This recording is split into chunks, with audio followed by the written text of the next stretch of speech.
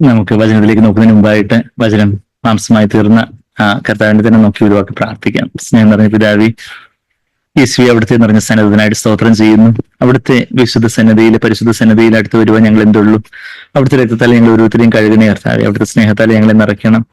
അവിടുത്തെ സാന്നിധ്യബോധം കർത്താവെ ഞങ്ങൾ നിറഞ്ഞു നിൽക്കട്ടെ കർത്താവെ. അവിടുത്തെ സന്നിധിയിലാണ് ഞങ്ങൾ നിൽക്കുന്നത്, ഞങ്ങളായിരിക്കുന്നത് എന്നുള്ള ആ ഒരു ഭയഭക്തി ബഹുമാനത്തോടെ കർത്താവെ, ആ വലിയ സന്തോഷത്തോടെ സ്വാതന്ത്ര്യത്തോടെ ആയിരിക്കാൻ ഞങ്ങളെ സഹായിക്കണമെന്ന് പ്രാർത്ഥിക്കുന്നു.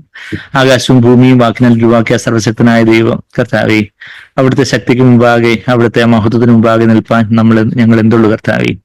നന്ദി കർത്താവെ, നന്ദി. അവിടുത്തെ രക്തത്താൽ ഞങ്ങൾ ഓരോരുത്തരെയും കഴുകണം. ഞങ്ങൾ അതിനെ സമ്പൂർണ്ണമായിട്ടും താഴ്ത്തി അവിടുത്തെ തിരുക്കരങ്ങളിലേക്ക് തരുന്നു. ഞങ്ങളുടെ ജീവിതത്തിന്റെ സകല മേഖലകളിലേക്കും പരിശുദ്ധാത്മാവ് നിറഞ്ഞു കവിഞ്ഞൊഴുകട്ടെ എന്ന് ഞങ്ങൾ പ്രാർത്ഥിക്കുന്നു കർത്താവെ. ഞങ്ങൾക്ക് അവിടുത്തെ വചനം കേൾക്കണം.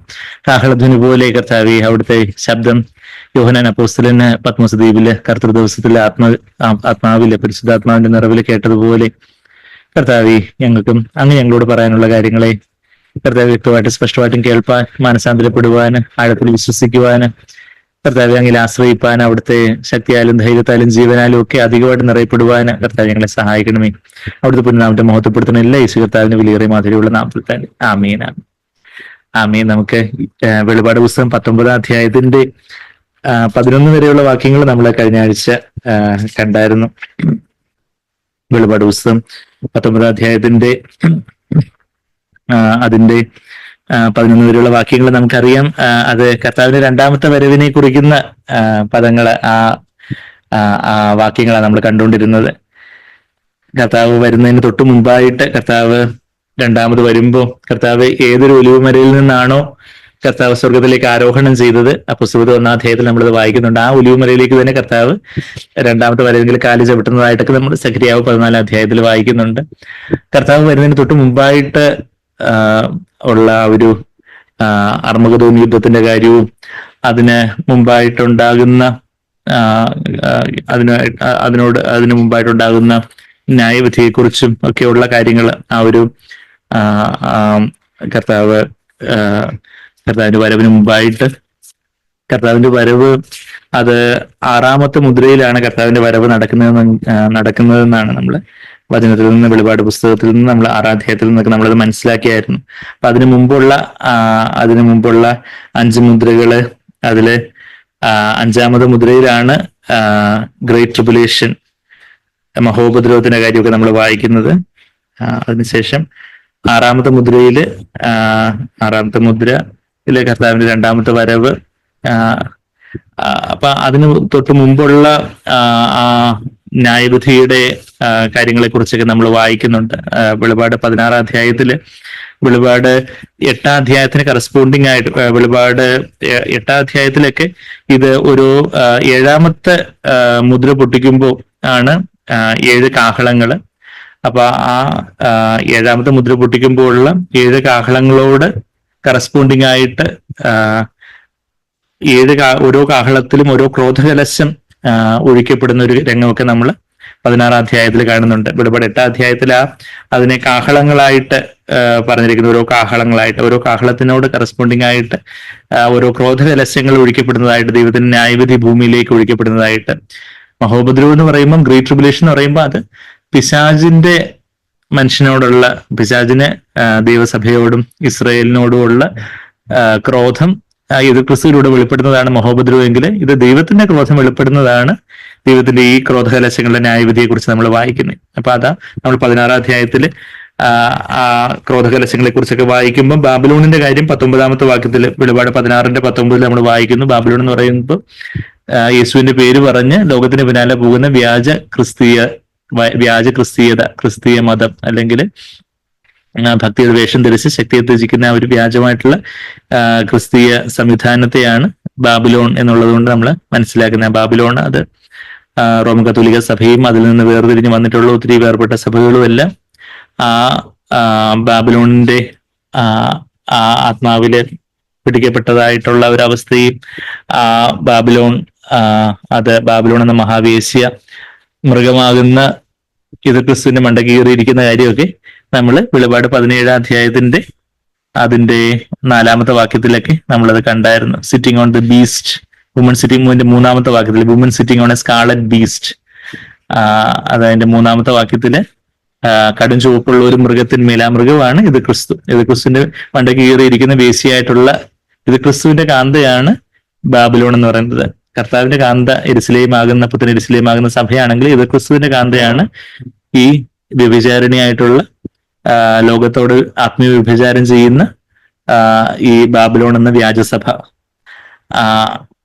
ആ ബാബിലോൺ മാത്രമല്ല, ബാബിലോണിന്റെ ഒത്തിരി വേശ്യാപുത്രന്മാരെ കുറിച്ച് നമ്മൾ വായിക്കുന്നുണ്ട്. ബാബിലോണിൽ നിന്ന് വേർതിരിഞ്ഞു വന്നു എന്ന, പിന്നെയും ബാബിലോണിന്റെ അതേ കെണിയിലും അതേ വാല്യൂസിലും അതേ മൂല്യങ്ങളിലും ഒക്കെ പോകുന്ന, ലോകത്തിന്റെ പോക്കി പോകുന്ന വേശ്യാപുത്രിമാരായിട്ടുള്ള ഡോട്ടർ ഹാളറ്റ്സിനെ കുറിച്ച് നമ്മൾ അതിന്റെ 5-ാമത്തെ വാക്യത്തില് അവള് വേശ്യമാരുടെയും മ്ലേച്ഛതകളുടെയും മാതാവെന്ന് വായിക്കുമ്പോൾ ഒത്തിരി വേശ്യാപുത്രിമാരുണ്ട് എന്നുള്ള കാര്യം, അത് കത്തോലിക്ക സഭയിൽ നിന്ന് വേർതിരിഞ്ഞ് വന്നിട്ടുള്ള പ്രൊട്ടസ്റ്റന്റ് സഭകളിലും ഉള്ള ആ ഒരു ലോകത്തിന്റെ വ്യാപാരത്തില് ഇന്ന് ഏതൊരു സഭ, അതിനിപ്പോ ഏത് ലേബലിലിട്ട് വിളിച്ചാലും ഏതൊരു സഭ യേശുവിന്റെ പേരെടുത്തുകൊണ്ട്, സഭ എന്ന് പറയുമ്പോൾ യേശുവിന്റെ പേരെടുക്കുന്നുണ്ട്. അപ്പം ഏതൊരു സഭ ലോകത്തിന്റെ പിന്നാലെ എന്ന് പറയുമ്പോൾ കൺമോഹം, ജഡമോഹം, ജീവനത്തിന്റെ പ്രതാപം എന്ന് പറഞ്ഞാല് പണം, മനുഷ്യമാനം, ജഡിക സുഖങ്ങളുടെ പിന്നാലെ ഏതൊരു സഭാ നേതൃത്വം പണത്തിനും മനുഷ്യമാനത്തിനും ജഡിക സുഖങ്ങൾക്കുമായിട്ട് ഒരു ആത്മീയതയുടെ ഒരു മറ വെച്ചുകൊണ്ട് ഏതൊരു സഭ പണത്തിനായിട്ട് കോടതി കേസുമായിട്ട് പോകുന്നവര്, പണം പണത്തിന്റെ ആസ്തികൾക്കായിട്ട് പരസ്പരം കേസ് കൊടുത്ത് വാദിക്കുന്ന സഭകൾ എന്ന് പറയുന്ന തഥാകഥിത സഭകളെ കുറിച്ചൊക്കെ നമ്മൾ പത്രങ്ങളിലൊക്കെ വായിക്കാറുണ്ട്. അതുപോലെയൊക്കെയുള്ള ആ ഒരു ഏതൊരു സഭ പണത്തിന്റെയും മനുഷ്യമാനത്തിനായിട്ട് ജഡിക സുഖങ്ങൾക്കായിട്ട്, അതാണ് ലോകം. അതിന്റെ പിന്നാലെ ആത്മീയ വ്യഭിചാരം നടത്തുന്നു. അത് ഏത് ലേബലിലുള്ള സഭയാണെങ്കിലും അത് ബാബിലോണോ അല്ലെങ്കിൽ ബാബിലോൺ എന്ന് പറയുമ്പോൾ കത്തോലിക്ക സഭയാണെന്ന് നമ്മൾ അതിന്റെ വെളിപാട് 19-ന്റെ 7-ാമത്തെ വാക്യത്തിൽ നമ്മൾ വെളിപാട് 17-ന്റെ 9-ാമത്തെ വാക്യത്തിലൊക്കെ അത് 7 മലകളുടെ മേലിരിക്കുന്ന സ്ത്രീ എന്ന് പറയുമ്പോൾ സിറ്റീസ് അറൗണ്ട് 7 ഹിൽസ് റോമാണ്. അപ്പൊ റോമൻ കത്തോലിക്ക സഭയാണെന്നുള്ള കാര്യമൊക്കെ നമ്മൾ അന്തിമവിജയം പുസ്തകത്തിൽ നിന്നും ഒക്കെ നമ്മളത് വ്യക്തമായിട്ട് കാര്യങ്ങൾ കണ്ടാണ്. എന്നാൽ റോമൻ കത്തോലിക്ക സഭയെ മാത്രം അങ്ങ് കുറ്റം പറയാൻ വരട്ടെ, അതിനെ കല്ലെറിയുന്നതിന് മുമ്പേ പ്രൊട്ടസ്റ്റന്റ് സഭകളും ഒട്ടും മോശമല്ല. അതിനെക്കാട്ടിലും അധപതിച്ചിരിക്കുന്നത് പോലെ ഉള്ള കാര്യങ്ങളാണ് നമ്മൾ ചുറ്റും കാണുന്നത്. എത്രയോ പാസ്റ്റർമാരെന്ന് പറയുന്നവരും പ്രീച്ചർമാരെന്ന് പറയുന്നവരും ആൾക്കാരും ഒക്കെ ലോകത്തിന്റെ പിന്നാലെ അങ്ങനെ നെട്ടോട്ടം ഓടുന്ന, മനുഷ്യരെ പറ്റിച്ച് പണം ഉണ്ടാക്കാൻ കർത്താവിന്റെ പേര് പറഞ്ഞ് ബിസിനസ് നടത്തുന്ന, കർത്താവിന്റെ നാമത്തില് ഇതിനെ ഒരു ആത്മീയതയെ ഒരു വ്യാപാരമാക്കി ബിസിനസ്സാക്കി മാറ്റിയിരിക്കുന്ന വാണിഭക്കാര്, അത് അവരെയൊക്കെ കർത്താവ് ചാട്ടവാറ് കൊണ്ട് ആ ദേവാലയം ചാട്ടവാറെടുത്ത് ദേവാലയം ശുദ്ധമാക്കിയതൊക്കെ നമ്മുടെ യോഹന്നാൻ 2-ാം അധ്യായത്തിലും ലൂക്കോസ് 19-ാം അധ്യായത്തിലും മത്തായി 21-ാം അധ്യായത്തിലും ഒക്കെ നമ്മൾ കാണുന്നുണ്ടായിരുന്നു. മർക്കോസ് 11-ാം അധ്യായത്തിലും എല്ലാം കർത്താവിന്റെ ശുശ്രൂഷയുടെ ആരംഭത്തിലും ഒടുക്കത്തിലും ഒക്കെ അത് കർത്താവ് ചെയ്തു. ഇന്നും കർത്താവിന്റെ വചനം സംസാരിക്കുന്നവരിലൂടെ യഥാർത്ഥത്തിലുള്ള ബാബിലോണിന്റെ ആത്മാവ് വെളിപ്പെടണമെന്നുള്ളൊരു കാര്യമാണ് കർത്താവ് ആഗ്രഹിക്കുന്നത്. അപ്പൊ അങ്ങനെയുള്ള ആ ബാബിലോണിന്റെ ന്യായവിധിയെ കുറിച്ചൊക്കെ അതിന്റെ 17-18 അധ്യായങ്ങളിൽ കണ്ടിട്ട് കർത്താവിന്റെ 2-ാമത്തെ വരവിനെ കുറിച്ചാണ് നമ്മള് വെളിപാട് പുസ്തകം ഈ 19-ാം അധ്യായത്തിൽ 11 മുതൽ നമ്മൾ കാണുന്നത്. അപ്പൊ അതിന് തൊട്ട് മുമ്പായിട്ട് കാന്ത ഒരുങ്ങിയിരിക്കുന്നു, മണവാളന് കുതിരപ്പുറത്ത് വരാൻ പോവുക, കുതിരപ്പുറത്ത് വെള്ളക്കുതിരമേല് കർത്താവ് വെള്ളക്കുതിരമേല് വരുന്നതായിട്ട് ആ 11-ാമത്തെ വാക്യത്തിൽ. അതിന്റെ തൊട്ട് മുമ്പ് മണവാട്ടി ഒരുങ്ങി നിൽക്കുന്ന ആ കാന്തയാകുന്ന മണവാട്ടി എല്ലാ വിശ്വാസികളും മണവാട്ടിയുടെ ഭാഗമായിട്ട് തീരുമെന്ന് ചോദിച്ചാൽ ഇല്ല. ജയിക്കുന്നവരാണ് എന്റെ വലതു ഭാഗത്തിരിക്കുവാൻ വരം നൽകുന്നത്. ഞാൻ ജയിച്ചതുപോലെ പിതാവിന്റെ വലതു ഭാഗത്ത് ഞാൻ ഇരുന്നത് പോലെ ജയിക്കുന്നവർക്ക് എന്റെ വലതു ഭാഗത്തിരിപ്പാൻ, അതായത് കാന്തയായിട്ട് ഇരിപ്പാൻ വരം നൽകുമെന്നാണ് വെളിപാട് പുസ്തകം 3-ന്റെ 21 നമ്മൾ വായിക്കുന്നത്. ജയിക്കുന്നവരാണ് കാന്തയുടെ ഭാഗമായി തീരുന്നത്. അത് ആ ജയാളികളെ ഒരു 144,000 എന്നുള്ള ഒരു ആലങ്കാരികമായിട്ടുള്ള ഒരു ചെറിയ സംഖ്യയായിട്ട് നമ്മൾ വെളിപാട് 14-ാം അധ്യായത്തിലൊക്കെ നമ്മൾ കണ്ടായിരുന്നു. ആ ആർമീസ് ഓഫ് അവരെയാണ് ഇവിടെ 14-ാമത്തെ വാക്യത്തിൽ വെളിപാട് 19-ന്റെ 14 സ്വർഗത്തിലെ സൈന്യം നിർമ്മലവും ശുഭ്രമായ വിശേഷ വസ്ത്രം ധരിച്ചെന്ന് പറയുമ്പോൾ അത് കാന്തയുടെ വസ്ത്രമാണ്. അപ്പൊ ഈ കാന്തയുടെ വസ്ത്രം ധരിച്ചുകൊണ്ടുള്ള ഈ സ്വർഗത്തിലെ സൈന്യം എന്ന് പറയുന്നത് കർത്താവിന്റെ സിയോൻ സൈന്യമാകുന്ന കാന്തയെ കുറിക്കുന്നതാണ്. ധരിച്ച് വെള്ളക്കുതിരപ്പുറത്ത് കയറി അവനെ അനുഗമിക്കുന്നു. എല്ലായ്പ്പോഴും അവനെ അനുഗമിച്ചവരാണ് കർത്താവിന്റെ 2-ാമത്തെ വരവെങ്കിൽ അവരെ എടുക്കപ്പെട്ട് അവരെ മേഘങ്ങളില് വലിയൊരു സൈന്യമായിട്ട് കർത്താവിന്റെ കൂടെ വന്നിറങ്ങുന്നതും അർമ്മഗദോൻ യുദ്ധം ചെയ്യുന്നതും പിന്നീട് കർത്താവിന്റെ 1000 വർഷക്കാലമുള്ള സഹസ്രാബ്ദ വാഴ്ചയൊക്കെ നമ്മൾ വായിക്കുന്നതും ഒക്കെ. അപ്പോ വെളിപാട് 19 അധ്യായത്തില് 4 പ്രാവശ്യമുള്ള ഹല്ലേലൂയ, ആദ്യത്തെ 3 ഹല്ലേലൂയയും ബാബിലോണിലെ ന്യായവിധിയെ കുറിച്ചുള്ള വലിയ സന്തോഷത്തെ കുറിച്ച് വായിക്കുന്നു. 4-മത്തെ ഹല്ലേലൂയ എന്തിനെ കുറിച്ചാണ്? അത് കർത്താവ് രാജ്യത്ത് ഏറ്റെടുത്തിരിക്കുന്നു. അതിന്റെ 6-മത്തെ വാക്യമൊക്കെ നമ്മൾ വീണ്ടും വീണ്ടും കാണുന്നുണ്ടായിരുന്നു. സർവ്വശക്തിയുള്ള നമ്മുടെ ദൈവമായ കർത്താവ് രാജ്യത്ത് ഏറ്റിരിക്കുന്നു.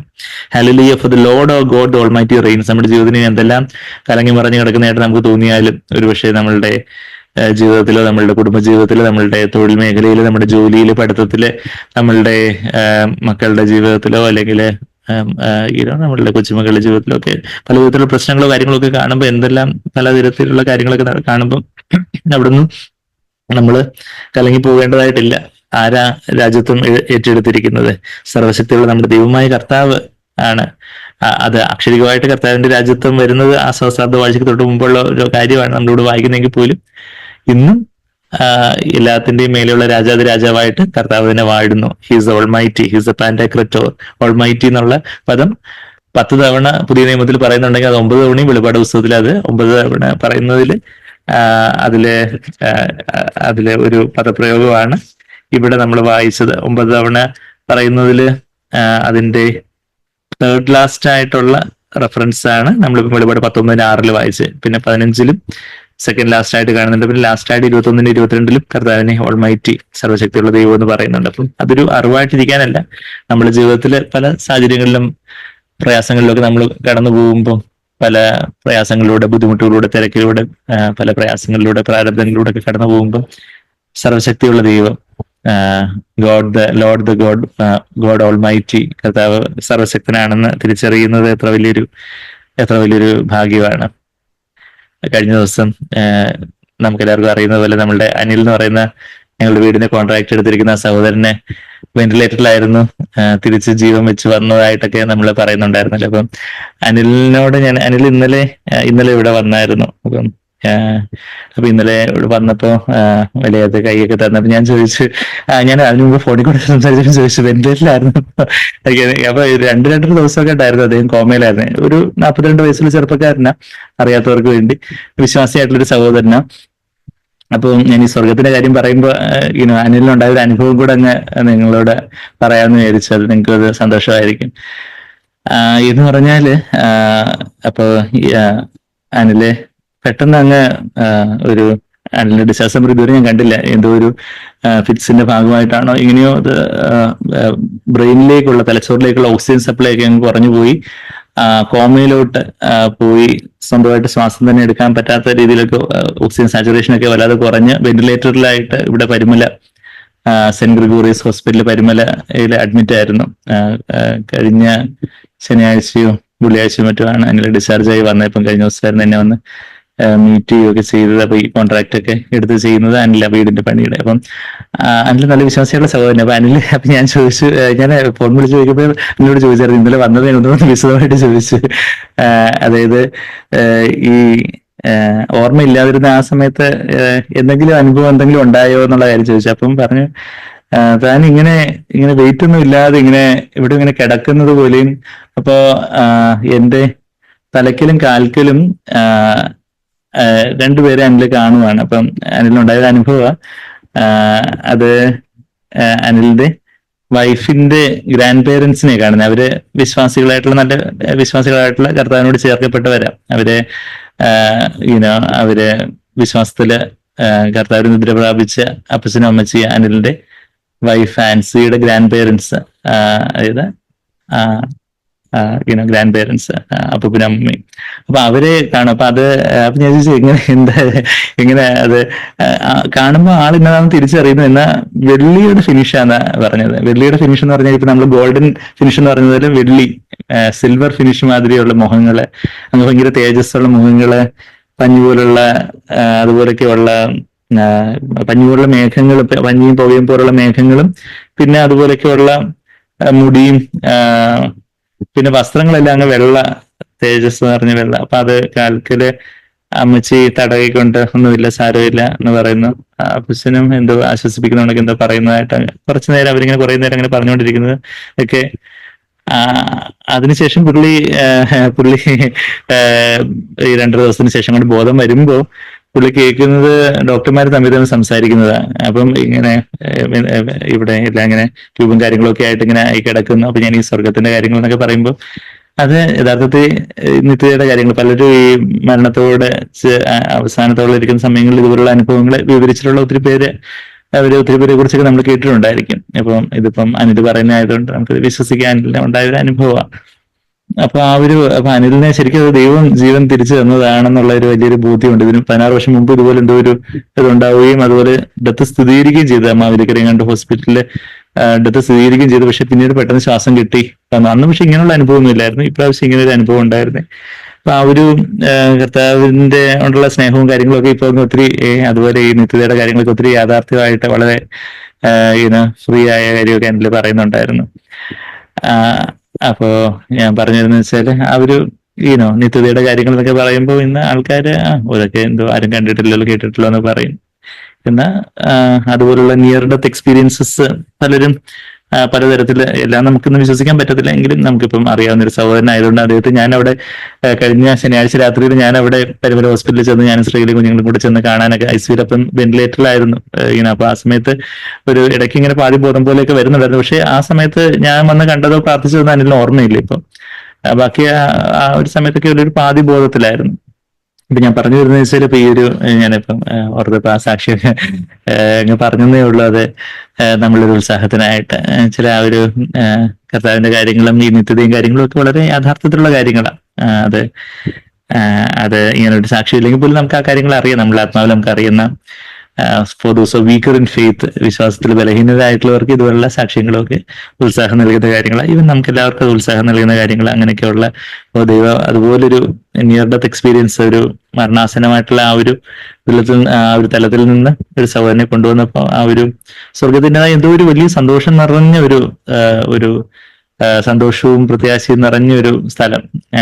എന്നാ ഞാൻ ചോദിച്ചു കർത്താവിനെ കണ്ടൊന്നുമില്ല. കർത്താവിനെ കണ്ടില്ല, ഈ അപ്പച്ചനും മാത്രമേ കണ്ടുള്ളൂ. നമുക്ക് അവരുടെ മുഖം തിരിച്ചറിയുന്നു. എന്നാൽ ആ ഒരു സിൽവർ ഫിനിഷ് പോലെയുള്ള ഒരു മുഖവും വെള്ളോടിന് സദൃശം എന്നൊക്കെ വചനത്തിൽ വായിക്കുന്ന പോലെ എന്നൊക്കെ ഇങ്ങനെ എന്നിൽ പറയുന്നുണ്ടായിരുന്നു. അതുപോലുള്ള ആ ഒരു പഞ്ഞു പോലുള്ള മുടിയുടെ കാര്യവും വെള്ള പോലുള്ള വസ്ത്രത്തിന്റെ കാര്യവും ആ ഒരു പഞ്ഞിപ്പോക മാതിരിയുള്ള മേഘങ്ങളുടെ കാര്യവും ഒക്കെ അങ്ങനെ ഒരു വലിയ സന്തോഷം നിറഞ്ഞൊരു എന്തോ ഒരു ഇടത്തിൽ താനിങ്ങനെ കിടക്കുന്നതായിട്ടും അങ്ങനെയുള്ള ഒരു അനുഭവത്തിന്റെ കാര്യം. അപ്പൊ ഞാൻ പറഞ്ഞതെന്ന് വെച്ചാല് കർത്താവ് നമ്മളെ ചേർപ്പാനായിട്ട് വരും. നമുക്ക് എന്നാണ് ഇപ്പൊ 42 വയസ്സുള്ള ചെറുപ്പക്കാരന് പെട്ടെന്ന് എന്തെങ്കിലും പറ്റുമെന്ന് നമ്മൾ ആരും വിചാരിക്കൂ. പക്ഷെ നമുക്ക് നമ്മളുടെ ഏത് സമയത്തും കർത്താവ്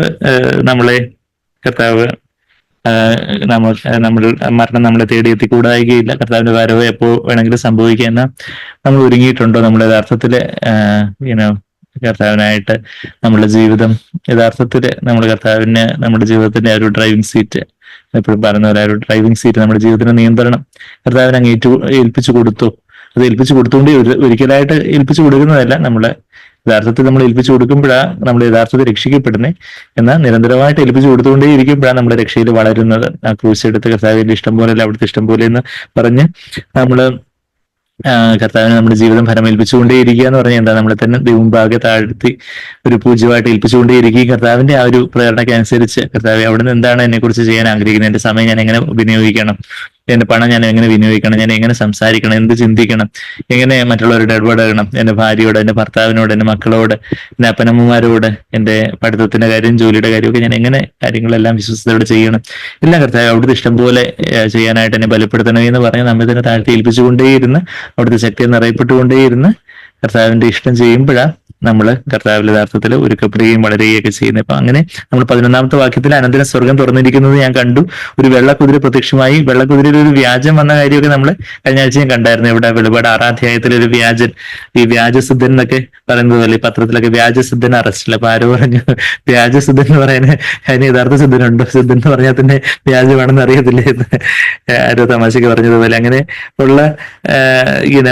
വ്യാജന്മാര്, വ്യാജ ഡോക്ടർ എന്നൊക്കെ പറയുന്നത് പോലെ വ്യാജസിദ്ധൻ, വ്യാജ ക്രിസ്തു. ആ വ്യാജ ക്രിസ്തുവാ നമ്മൾ വെളിപാട് 6ാം അധ്യായത്തിന് 1ാമത്തെ വാക്യത്തിൽ, അതിന്റെ 2ാമത്തെ വാക്യത്തില് വെള്ളക്കുതിരമേല് ഈ വ്യാജ ക്രിസ്തു അല്ലെങ്കിൽ എതിർ ക്രിസ്തു, ഫേക്ക്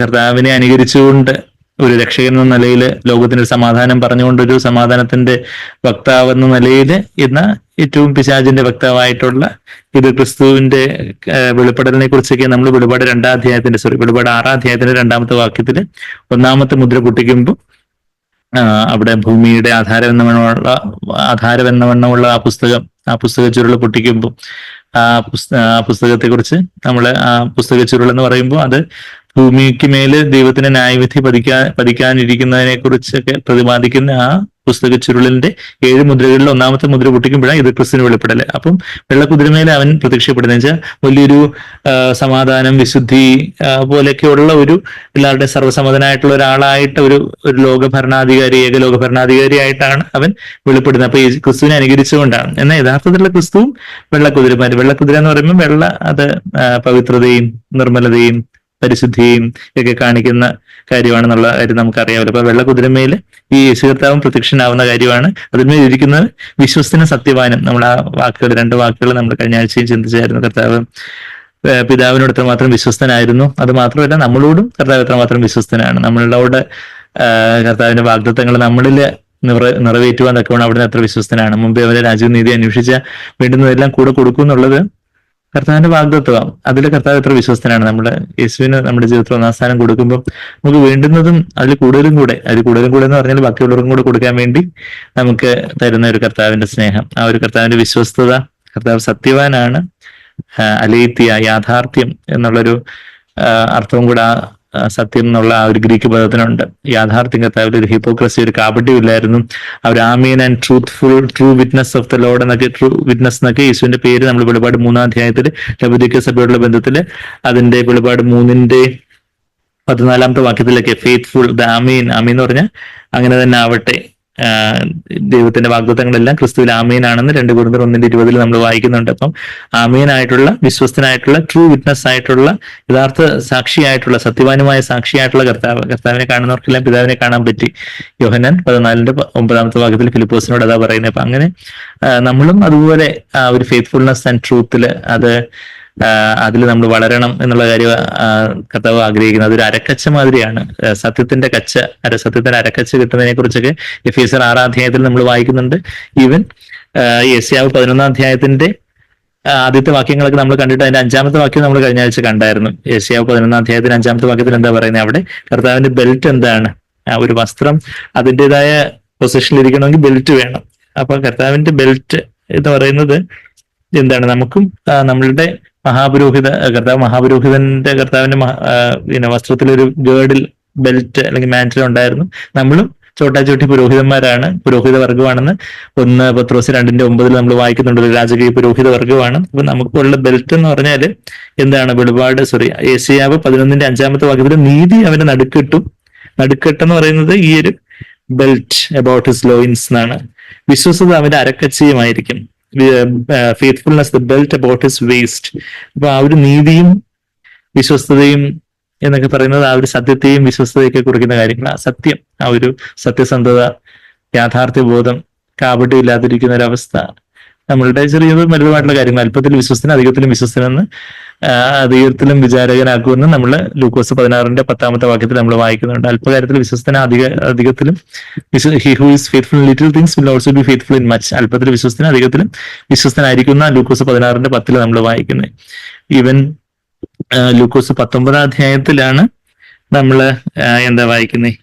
അവിടെ ലൂക്കോസ് 19-ാം അധ്യായത്തിൽ ഒരു 10 റാത്തലിന്റെ ഉപമ പറഞ്ഞിട്ട് അവിടെ എന്താ നമ്മൾ വായിക്കുന്നത്? അവിടെ നീ അല്പകാര്യത്തിൽ വിശ്വസ്തനായിരുന്നു. അതാ 17-ാമത്തെ വാക്യം, ലൂക്കോസ് 19:17.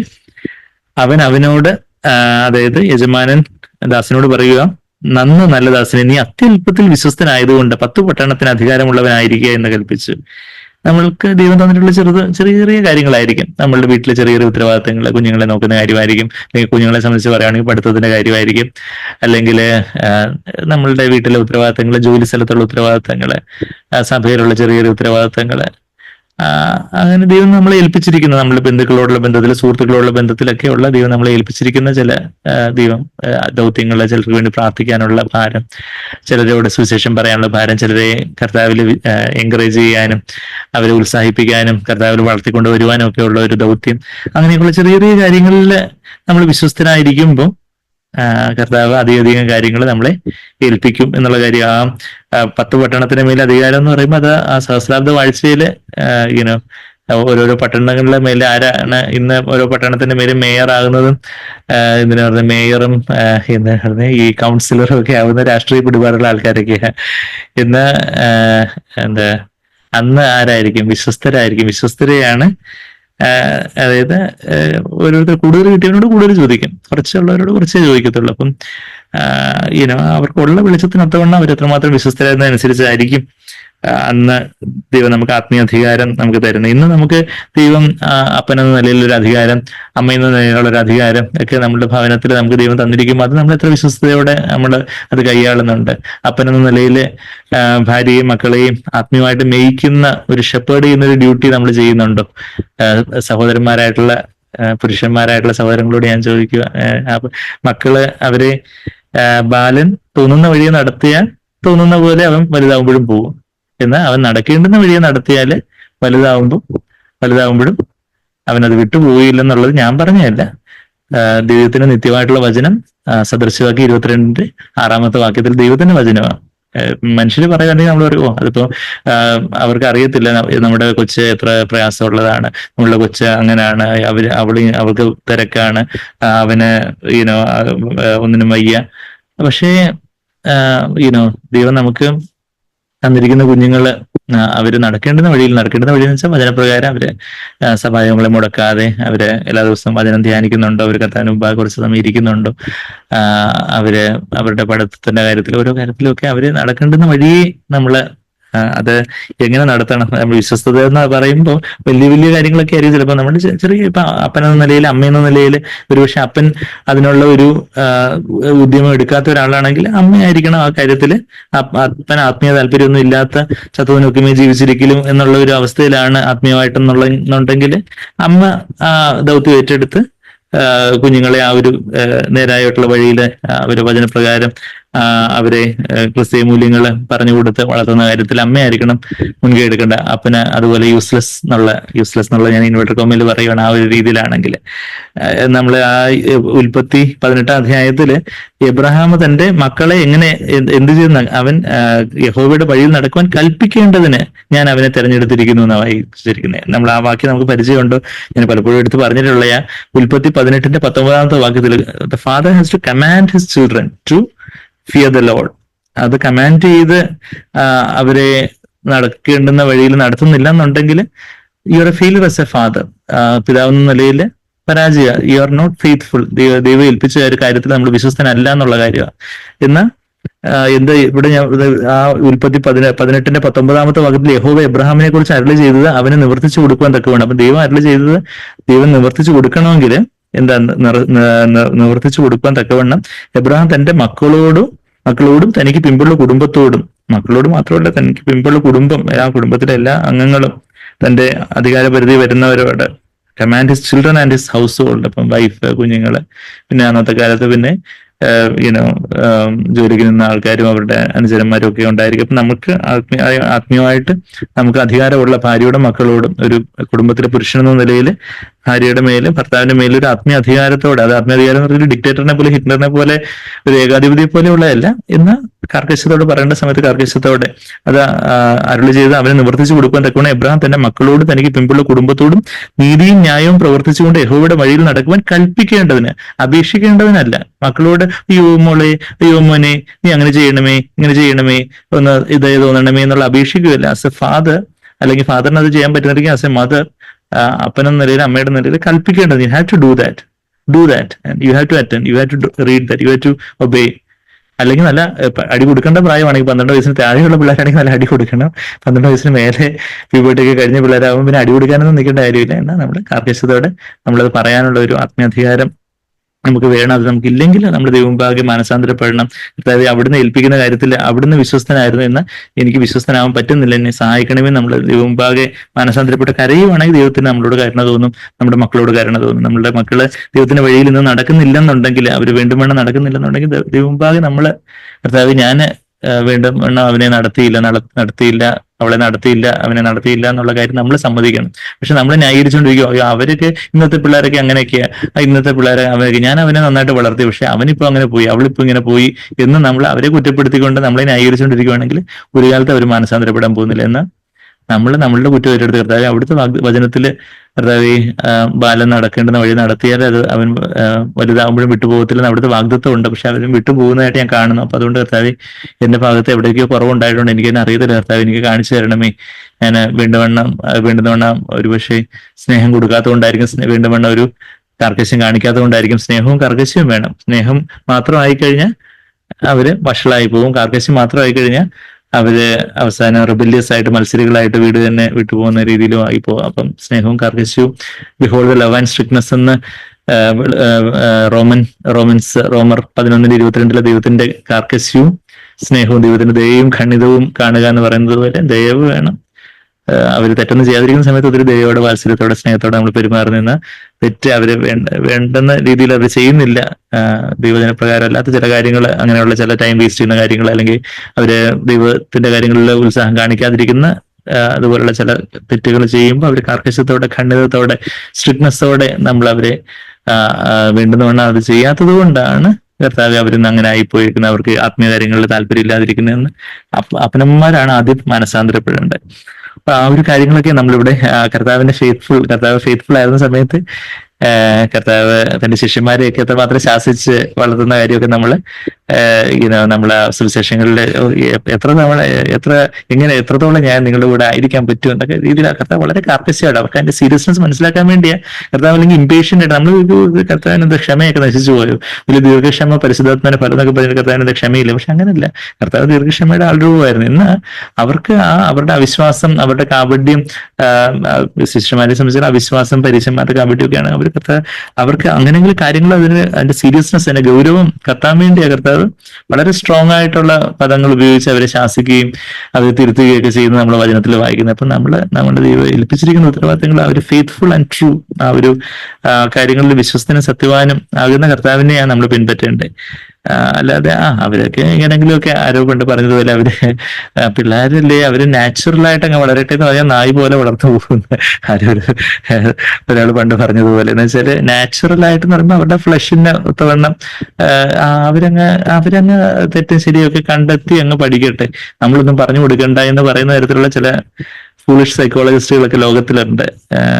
മഠയരായിട്ടുള്ള ചില മനഃശാസ്ത്രജ്ഞന്മാരും അങ്ങനെയൊക്കെയുള്ള ആൾക്കാരൊക്കെ. ഞാൻ സൈക്യാട്രിസ്റ്റ് ആയിരുന്നു, I M A Christian psychiatrist. I M A Christian first, then only a psychiatrist. ഞാൻ ഒരു കർത്താവിന്റെ ഇതില്ല, അത് കഴിഞ്ഞിട്ട് ഞാൻ സൈക്യാട്രിസ്റ്റ് ഉള്ളൂ എന്ന് പറഞ്ഞതുപോലെ ലോകത്തിന്റെ പല തിയറികളും കാര്യങ്ങളും ഒക്കെ ഉണ്ട്. അവര് ശരിയും തെറ്റുമൊക്കെ കണ്ടറിഞ്ഞ്, അതായത് ഇപ്പം നമ്മളിപ്പം ഡ്രൈവിംഗ് പഠിക്കാൻ നേരത്ത് നിങ്ങൾ തന്നെ അങ്ങ് കീയൊക്കെ കൊടുത്ത് ആക്സിലേറ്റർ ഒക്കെ ചവിട്ടി ഏതാ ബ്രേക്ക് ഏതാ ക്ലച്ച് എന്നൊക്കെ നിങ്ങൾ തന്നെ അങ്ങ് കണ്ടെത്തിക്കുമെന്ന് പറഞ്ഞാൽ ചിലപ്പോൾ പിന്നെ ജീവൻ പോലും കാണത്തില്ല. എന്ന് വെച്ചാൽ എവിടെയെങ്കിലും ഒക്കെ ചെന്ന് ഇടിച്ച് ചിലപ്പോൾ നാട്ടുകാരുടെ മണ്ടയ്ക്കും കൂടെ ആയിരിക്കും കയറി പഠിക്കുന്നത്. അപ്പം നമ്മള് ലോകത്തിന്റെ കാര്യത്തിലൊന്നും ഇപ്പൊ ABCD നിങ്ങൾ തന്നെ അങ്ങ് കണ്ടെത്തി ഏതാ A ഏതാ B എന്നൊക്കെ കണ്ടെത്തി അങ്ങ് പഠിക്കാൻ നമ്മളാരും കൊച്ചുങ്ങളോട് പറയത്തില്ല. നമ്മുടെ അവരൊക്കെ ഇതാ A ഇതാ B, അല്ലെങ്കിൽ ഡ്രൈവിംഗ് ആണെങ്കിൽ ഇങ്ങനെ ക്ലച്ച് ന്യൂട്രലിട്ട് ഇങ്ങനെ സ്റ്റാർട്ട് ചെയ്യണം, പതുക്കെ ക്ലച്ച് ചെയ്യുന്ന കാലെടുത്ത് ആക്സിലേറ്റർ പതുക്കെ കൊടുത്ത് പതുക്കെ എടുക്കണം എന്നൊക്കെ അത് നമുക്ക് അങ്ങനെ അത് പറഞ്ഞു കൊടുത്താലേ പഠിക്കാനൊക്കെ ഉള്ളൂ. അല്ലാതെ ഇവൻ തന്നെ കണ്ടെത്തി പഠിക്കട്ടെ എന്ന് വിചാരിച്ചാല് അതുപോലെ ഇരിക്കും. നമ്മള് കുഞ്ഞുങ്ങളോട് ശരി ചെയ്ത് തെറ്റെന്ന് അത് നമ്മൾ പറഞ്ഞു അങ്ങനെയൊക്കെ പറയുന്ന ചില ഫൂളിഷ് ആയിട്ടുള്ള പേരൻസിനെ കുറിച്ച് കേട്ടിട്ടുണ്ട്. അങ്ങനെ കണ്ടെത്തി പഠിക്കുന്നവര് പിന്നെ വല്ല മയക്കുമരുന്നോ വലിയ റൗഡികളൊക്കെ ആയിട്ടും വലിയ അതുപോലെ ഇതേ പറയുന്ന മാതാപിതാക്കൾക്ക് തന്നെ തലവേദനയാകുന്ന രീതിയിൽ അവർ വളർന്നു വരുന്നത് ലോകത്ത് കാണുന്നുണ്ട്. അപ്പം അങ്ങനെയുള്ള എല്ലാ ദൈവം നമ്മളെ ഏൽപ്പിച്ചിരിക്കുന്ന ആ ഒരു പേരന്റിങ് എന്ന് പറയുന്നത്, പേരൻസ് എന്നുള്ള നിലയിൽ, മാതാപിതാക്കൾ എന്ന നിലയിലൊക്കെയുള്ള നമ്മുടെ ഉത്തരവാദിത്വം, സഭയിലെ സഹോദരൻ എന്നുള്ള നില നമ്മുടെ ഉത്തരവാദിത്വം, നമ്മളുടെ കുടുംബക്കാരോട് നമ്മുടെ പേരൻസിന് വേണ്ടിയൊക്കെ നമ്മൾ പ്രാർത്ഥിക്കേണ്ട കാര്യത്തിലോ അല്ലെങ്കിൽ വേറെ പല കാര്യങ്ങളിലോ ഒക്കെ ദൈവം നമ്മളെ ഏൽപ്പിച്ചിരിക്കുന്ന ഉത്തരവാദിത്തങ്ങളുള്ള ഫെയ്ത്ത്ഫുൾ ആൻഡ് ട്രൂ. ആൻഡ് അങ്ങനെ അവർ നീതിയോട് വിധിക്കുന്നതിനെ കുറിച്ച് കഴിഞ്ഞ ആഴ്ചയൊക്കെ നമ്മൾ കണ്ടായിരുന്നു. ഞാൻ അതിനെക്കുറിച്ചൊന്നും കൂടുതൽ പറയുന്നില്ല. അപ്പൊ ആ ഒരു വിശ്വസ്തനും സത്യവാനും 11ാമത്തെ വാക്യത്തിന് അവസാനം നമുക്ക് വേണ്ടി പോരാടുകയായിരുന്നു. ഹി വേജസ് വാർ. കർത്താവ് ഈ ഭൂമിയിലായിരുന്നപ്പോൾ കർത്താവിന് ഒരു പോരാട്ടം ഉണ്ടായിരുന്നു. കർത്താവിന്റെ പോരാട്ടം നമ്മൾ എഫേസ്യർ 6:12 വായിക്കുന്നത് പോലെ ജഡരക്തങ്ങളോടുള്ള പോരാട്ടമല്ല, വാഴ്ചകളോടും അധികാരങ്ങളോടും ലോകാധിപതികളോടുമാണ് പോരാട്ടം എന്ന് നമ്മുടെ എഫേസ്യർ 6 principalities and powers of darkness in the heavenly places എന്ന എഫേസ്യർ 6:12 നമ്മളിങ്ങനെ വായിക്കുന്നത്. നമുക്ക് പോരാട്ടം ഉള്ളത്, കർത്താവ് ഭൂമിയിലായിരുന്നപ്പം കർത്താവ് എങ്ങനെയാ പോരാടിയത്? കർത്താവ് ജഡരക്തങ്ങളോട്, അല്ലാതെ കയ്യഫാവിനോട് അന്നാവിനോടും കർത്താവ് പോരാടാൻ പോയില്ല. മനുഷ്യരോട് കർത്താവ് പോരാടാൻ പോയില്ല. കർത്താവ് പരീശന്മാരോടും പോരാടിയില്ല. അവരെ ശാസിക്കേണ്ട സമയത്ത് വേണ്ടുന്ന കാര്യങ്ങൾ അവരോട് പറഞ്ഞു എന്നുള്ളതല്ലാതെ കർത്താവ് മനുഷ്യരെടുത്ത് വഴക്കിനും തർക്കത്തിനും വാദത്തിനും ഒന്നും പോയില്ല. ചിലര് കർത്താവിനോട് ഇങ്ങോട്ട് വരണ്ട, ഞങ്ങളുടെ പന്നികളെല്ലാം പോയി, നീ ഇവിടെ വിട്ടു പോകുന്ന ഗദരദേശത്ത് പറഞ്ഞപ്പം കർത്താവ് അവരോട് വഴക്കിട്ടല്ല, ഞാൻ ദൈവത്തിന്റെ പുത്രനാണ്, ഞാനാണ് വചനം, ഞാൻ മുഖാന്തരം ഇതെല്ലാം സൃഷ്ടിക്കപ്പെട്ടത്, ഞാൻ നിങ്ങളെ ഇപ്പം ഭസ്മമാക്കി കളയും, അതുകൊണ്ട് നിങ്ങൾ ഞാൻ ആരോടൊന്നും അറിയത്തില്ലേ എന്നൊക്കെ ചോദിച്ചുകൊണ്ട് കർത്താവ് അവരോട് വഴക്കിടാൻ പോയില്ല. അവർ വിട്ടുപോകാൻ പറയുമ്പോൾ കർത്താവ് വിട്ടുപോയി. കർത്താവിന്റെ ആ ഒരു താഴ്മയും ആ ഒരു കർത്താവിന്റെ ആ ഒരു ചൈൽഡ് ലൈക്ക് ആയിട്ടുള്ള ആ ഒരു ഹ്യൂമിലിറ്റി ഒക്കെ നമ്മളവിടെ കാണുന്നുണ്ട്. അപ്പം കർത്താവ് ആരോടും വഴക്കിടാനോ പോരടിക്കാനോ തർക്കിക്കാനോ വാദിക്കാനോ തന്റെ ഭാഗം ന്യായീകരിക്കാനോ ഒന്നും പോയില്ല. കർത്താവ് കർക്കശത്തോട് പറയേണ്ടിടത്തൊക്കെ പറഞ്ഞു, കരുണയോടെ ചെയ്യേണ്ടിടത്ത് ചെയ്തു എന്ന മനുഷ്യരോട് പോരടിക്കാൻ നിന്നില്ല. ഇന്ന് പലരും അയൽവക്കത്തുകാരോടും ജോലിയിലുള്ള സഹപ്രവർത്തകരോടും ബോസിനോടും എല്ലാവരോടും മനുഷ്യരോട് പോരടിക്കുന്ന, ചിലർ അമ്മായിയമ്മയോട് പോരടിക്കും, ചിലർ മരുമക്കളോട് പോരടിക്കും, ചിലര് അളിയന്മാരോട് പോരടിക്കും, നാത്തൂനോട് പോരടിക്കും. അങ്ങനെയൊക്കെയുള്ള മനുഷ്യരോട് പോരടിക്കുന്ന ഒരു ജഡമാണ് നമുക്ക് ഉള്ളത്.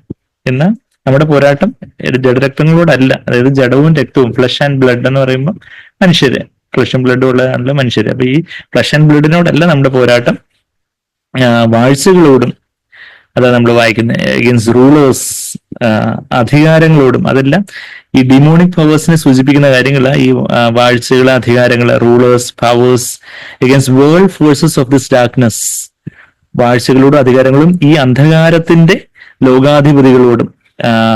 World forces of this darkness, ഈ അന്ധകാരം നിറഞ്ഞ ഈ ലോകത്തിന്റെ ഒരു വേൾഡ് ഫോഴ്സ്, ലോകത്തിന്റെ അധിപതികളുണ്ട്. ഓരോ ദേശത്തിന് അധിപതികളായിട്ട് ഓരോ ദേശത്തുമൊക്കെ പല വിഗ്രഹങ്ങളും പല ഡയറ്റീസ്, ദൈവിക സങ്കല്പം എന്നൊക്കെ പറഞ്ഞ് പലയിടങ്ങളിലൊക്കെ ദേശാധിപതികൾ ഓരോ ഏരിയയൊക്കെ ബന്ധിച്ചു വെച്ചിരിക്കുന്ന ഓരോ ഭൂതാത്മാക്കളും ഒക്കെ ഉണ്ട്.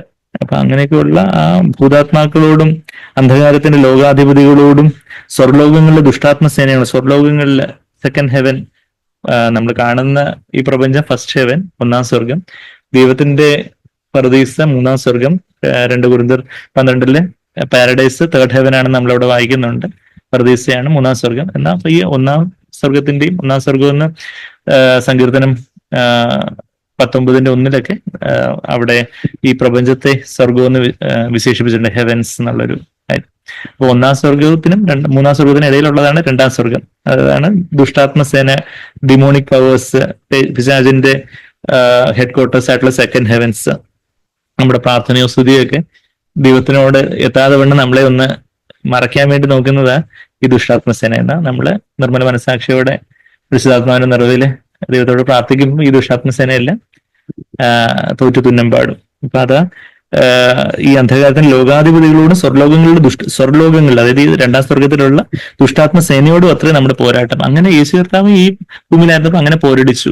നമ്മളെ കർത്താവ് പറയുന്നുണ്ട്, ബലാൽക്കാരേണ സ്വർഗരാജ്യം സ്വന്തമാക്കുന്ന ഇവിടെ പറയുന്നത് മത്തായി 11-ാം 11-ാമത്തെ വാക്യത്തിലാണ് നമ്മളത് വായിക്കുന്നത്. 12-ാമത്തെ വാക്യത്തിൽ മത്തായി 11:12 ഇങ്ങനെ വായിക്കുന്നത്, യോഹന്നാൻ സ്നാപകന്റെ നാളുകൾ മുതൽ, യോഹന്നാൻ സ്നാപകനാണ് ഈ സ്വർഗരാജ്യത്തിന്റെ കാര്യം പറയാൻ തുടങ്ങിയത് ആദ്യമായിട്ട്.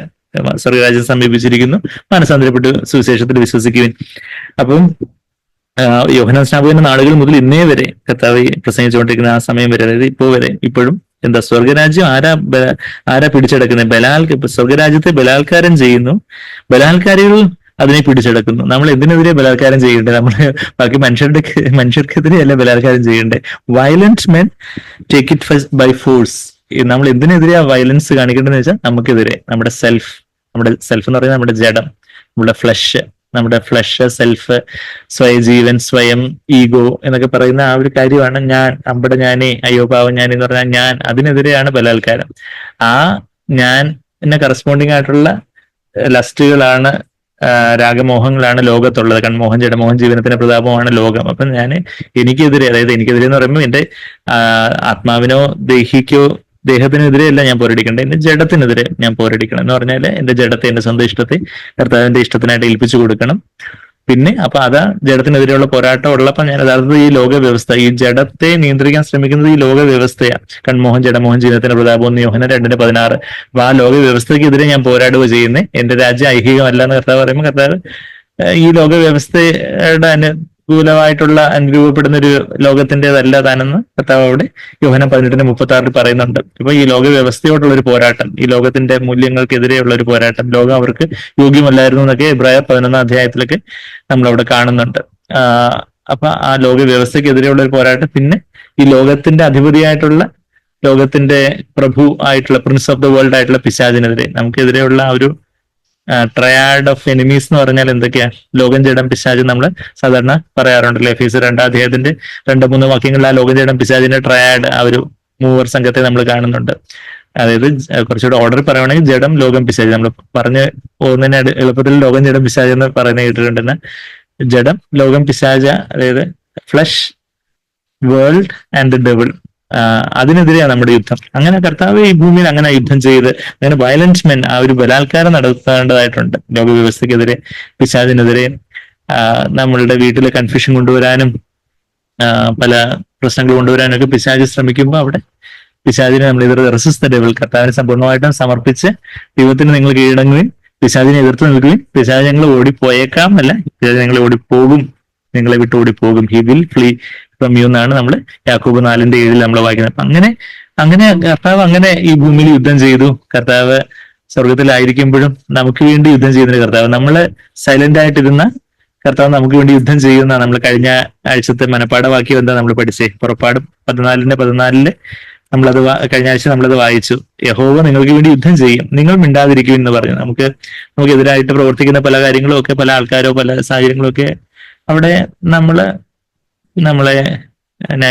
തന്നെ ഒരു സ്വയനീകരണത്തില്, ഒരു അജിറ്റേഷനിൽ, ഒരു വെപ്രാളത്തിലായിരിക്കാതെ മുമ്പാകെ നമ്മെ തന്നെ സൈലന്റ് ആയിട്ട്, ദൈവമേ എല്ലാ യുദ്ധവും അവിടത്തേക്കുള്ളതാണ്, ഞാൻ നമ്മളോട് യുദ്ധം ചെയ്യാൻ വരുന്നവരോട് നമ്മളവിടെ മിണ്ടാതെ കർത്താവിനോട് പറ്റിച്ചേർന്ന് നിർത്താൻ കർത്താവ് അവർക്കെതിരെ വേണ്ടുന്ന കാര്യങ്ങൾ അവര് മനസ്സാന്തരത്തേക്ക് നയിക്കണേ നമ്മുടെ പ്രാർത്ഥനയുള്ളൂ. പക്ഷെ അവർക്കെതിരെ ദൈവം തന്നെ ചില ന്യായവിധികളും ചില കാര്യങ്ങളും ഒക്കെ ചെയ്യുന്ന ചില രംഗങ്ങളൊക്കെ നമ്മുടെ ജീവിതത്തിൽ തന്നെ നമ്മൾ അനുഭവിച്ചിട്ടുണ്ടാവും. അങ്ങനെയൊക്കെയുള്ള ചില കാര്യങ്ങൾ. അപ്പം ദൈവം യുദ്ധം ചെയ്യുന്ന, നീതിയോട് വിധിക്കുകയും പോരാടുകയും ചെയ്തു. നീതിയോടുള്ള വിധിയാണ് കണ്ണുകൊണ്ട് കാണുന്ന പോലെ കേൾക്കുന്ന പോലെ ഒന്നും അല്ല എന്നൊക്കെ നമ്മൾ യെശയ്യാ 11:3-4 വാക്യങ്ങളൊക്കെ കഴിഞ്ഞ ആഴ്ച നമ്മൾ കണ്ടായിരുന്നു. അത് കഴിഞ്ഞിട്ട് ഇപ്പം 12-ാമത്തെ വാക്യം നമ്മൾ ഈ അന്ത്യവിജയം പുസ്തകത്തിലെ ആ 11 മുതൽ 14 വരെയുള്ള വാക്യങ്ങൾ ഓൾറെഡി നമ്മൾ വായിച്ചു കഴിഞ്ഞു. അതുകൊണ്ട് ഞാൻ ആ വാക്യങ്ങളിലോട്ട് പിന്നെ പോകാൻ കഴിഞ്ഞ ആഴ്ച നമ്മൾ ആ പോർഷൻ വായിച്ചത്.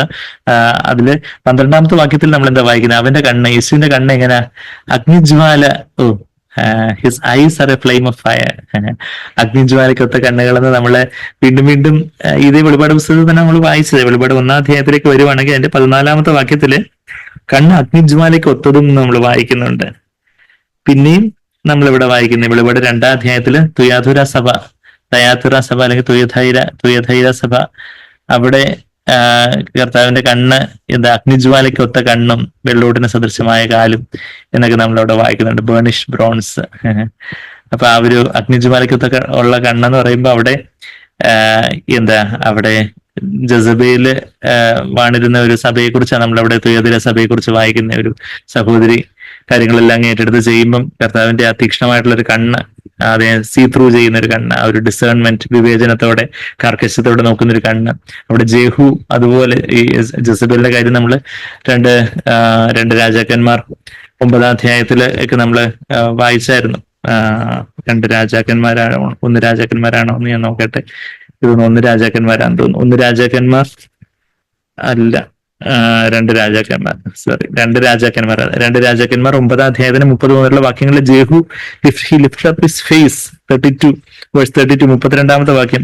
2 രാജാക്കന്മാർ 9:32 അവൻ തന്റെ മുഖം കിളിവാതിലേക്ക് ഉയർത്തി. അപ്പം മുഖം ഉയർത്തുക വെച്ചാൽ ജേഹു അതുപോലെ ആ ഒരു ആത്മാവിന്റെ തീക്ഷ്ണ, ജേഹുവിനെ അഭിഷേകം ചെയ്യുന്നതൊക്കെ നമ്മള് അതിനു മുമ്പ് 1 രാജാക്കന്മാർ 18-ാം അധ്യായത്തിലൊക്കെ ജഹുവിനെ അഭിഷേകം ചെയ്യുന്ന ഒരു കാര്യമൊക്കെ, ജഹു അന്നത്തെ ഇസ്രായേലിലെ രാജാവാ, ജഹുവിനെ അഭിഷേകം ചെയ്യുന്നതൊക്കെ ആ ഒരു അഭിഷേകത്തിന്റെ ശക്തി ഉണ്ടെങ്കിൽ അതുപോലെ നോക്കാൻ പറ്റുള്ളൂ എന്നുള്ള കാര്യമാണ്. അതായത് നമ്മള് എവിടെ വായിക്കുന്നേ, 1 രാജാക്കന്മാർ അതിന്റെ 19:16 ജഹു ദ സൺ ഓഫ് നിംഷിയുടെ മകനായ യഹൂവിനെ ഇസ്രായേൽ രാജാവായി അഭിഷേകം ചെയ്യണം. അപ്പൊ ആ അഭിഷേകമുള്ള അന്ന് അവരുടെ മേലായിരുന്നു അഭിഷേകം വന്നിരുന്ന. സ്പിരിറ്റ് കെയിം അപ്പോൺ ദം, അവരുടെ ഉള്ളിലേക്ക് വരാൻ തക്കവണ്ണം വന്ന്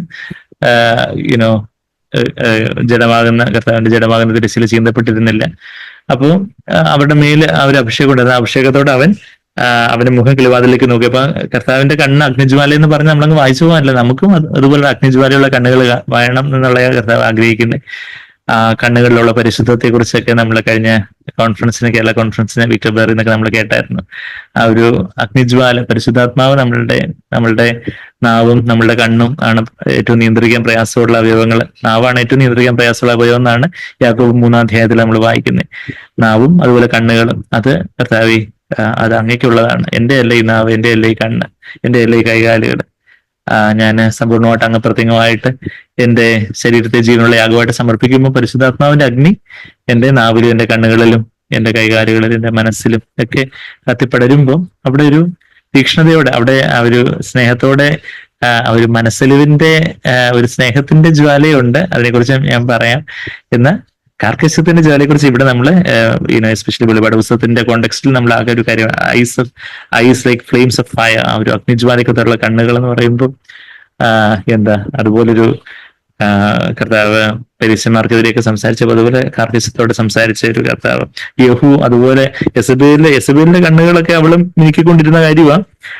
നമ്മൾ അതിന്റെ തൊട്ട് മുമ്പ് വായിച്ച് അതിന്റെ 30-ാമത്തെ 2 രാജാക്കന്മാർ 9:30 യെസബേല് കണ്ണിൽ മഷി എഴുതി, കണ്ണിലൊക്കെ മഷിയൊക്കെ എഴുതി ഇങ്ങനെ കുണുങ്ങി തലയൊക്കെ ചീകി ഹെയർ ഡൂ ഒക്കെ ചെയ്ത് ഏതാണ്ടൊക്കെ തലമുടിയൊക്കെ അവിടെ ഇവിടെയൊക്കെ ഏതാണ്ടൊക്കെ പോലെയൊക്കെ ഹെയർ ഡൂ മാതിരിയൊക്കെ ഇങ്ങനെ ആൾക്കാരെ അട്രാക്ട് ചെയ്യാൻ വേണ്ടി ഇന്നത്തെ സ്ത്രീ ജനങ്ങൾ, സഹോദരിമാരെന്ന് പറയുന്ന ആൾക്കാരും ഒക്കെ എന്തെങ്കിലുമൊക്കെ ഈ മുടിയിലൊക്കെ ഓരോ കാര്യങ്ങൾ, ഓരോ കോപ്രായങ്ങൾ കാണിച്ചു വെക്കുന്ന പിന്നിയ മുടി എന്ന് വെച്ചാൽ സാധാരണ പോലെ പിന്നുന്ന കാര്യമല്ല പറഞ്ഞു, മറിച്ച് ഏതാണ്ടൊക്കെ ഈ സാധാരണ പോലെ ആൾക്കാരെ ശ്രദ്ധിക്കത്തൊക്കെ വേണം ഏതാണ്ടൊക്കെ രീതിയിലൊക്കെ മുടിയൊക്കെ കാണിച്ചു വെക്കുന്ന ഓരോ കോപ്രായങ്ങൾ. അതാണ് നമ്മൾ പിന്നെയും മുടി എന്ന് 1 പത്രോസ് 3-ാം അധ്യായത്തിൽ വായിക്കുന്നത്. അതൊക്കെ യെസബേലിന്റെ സ്പിരിറ്റാ.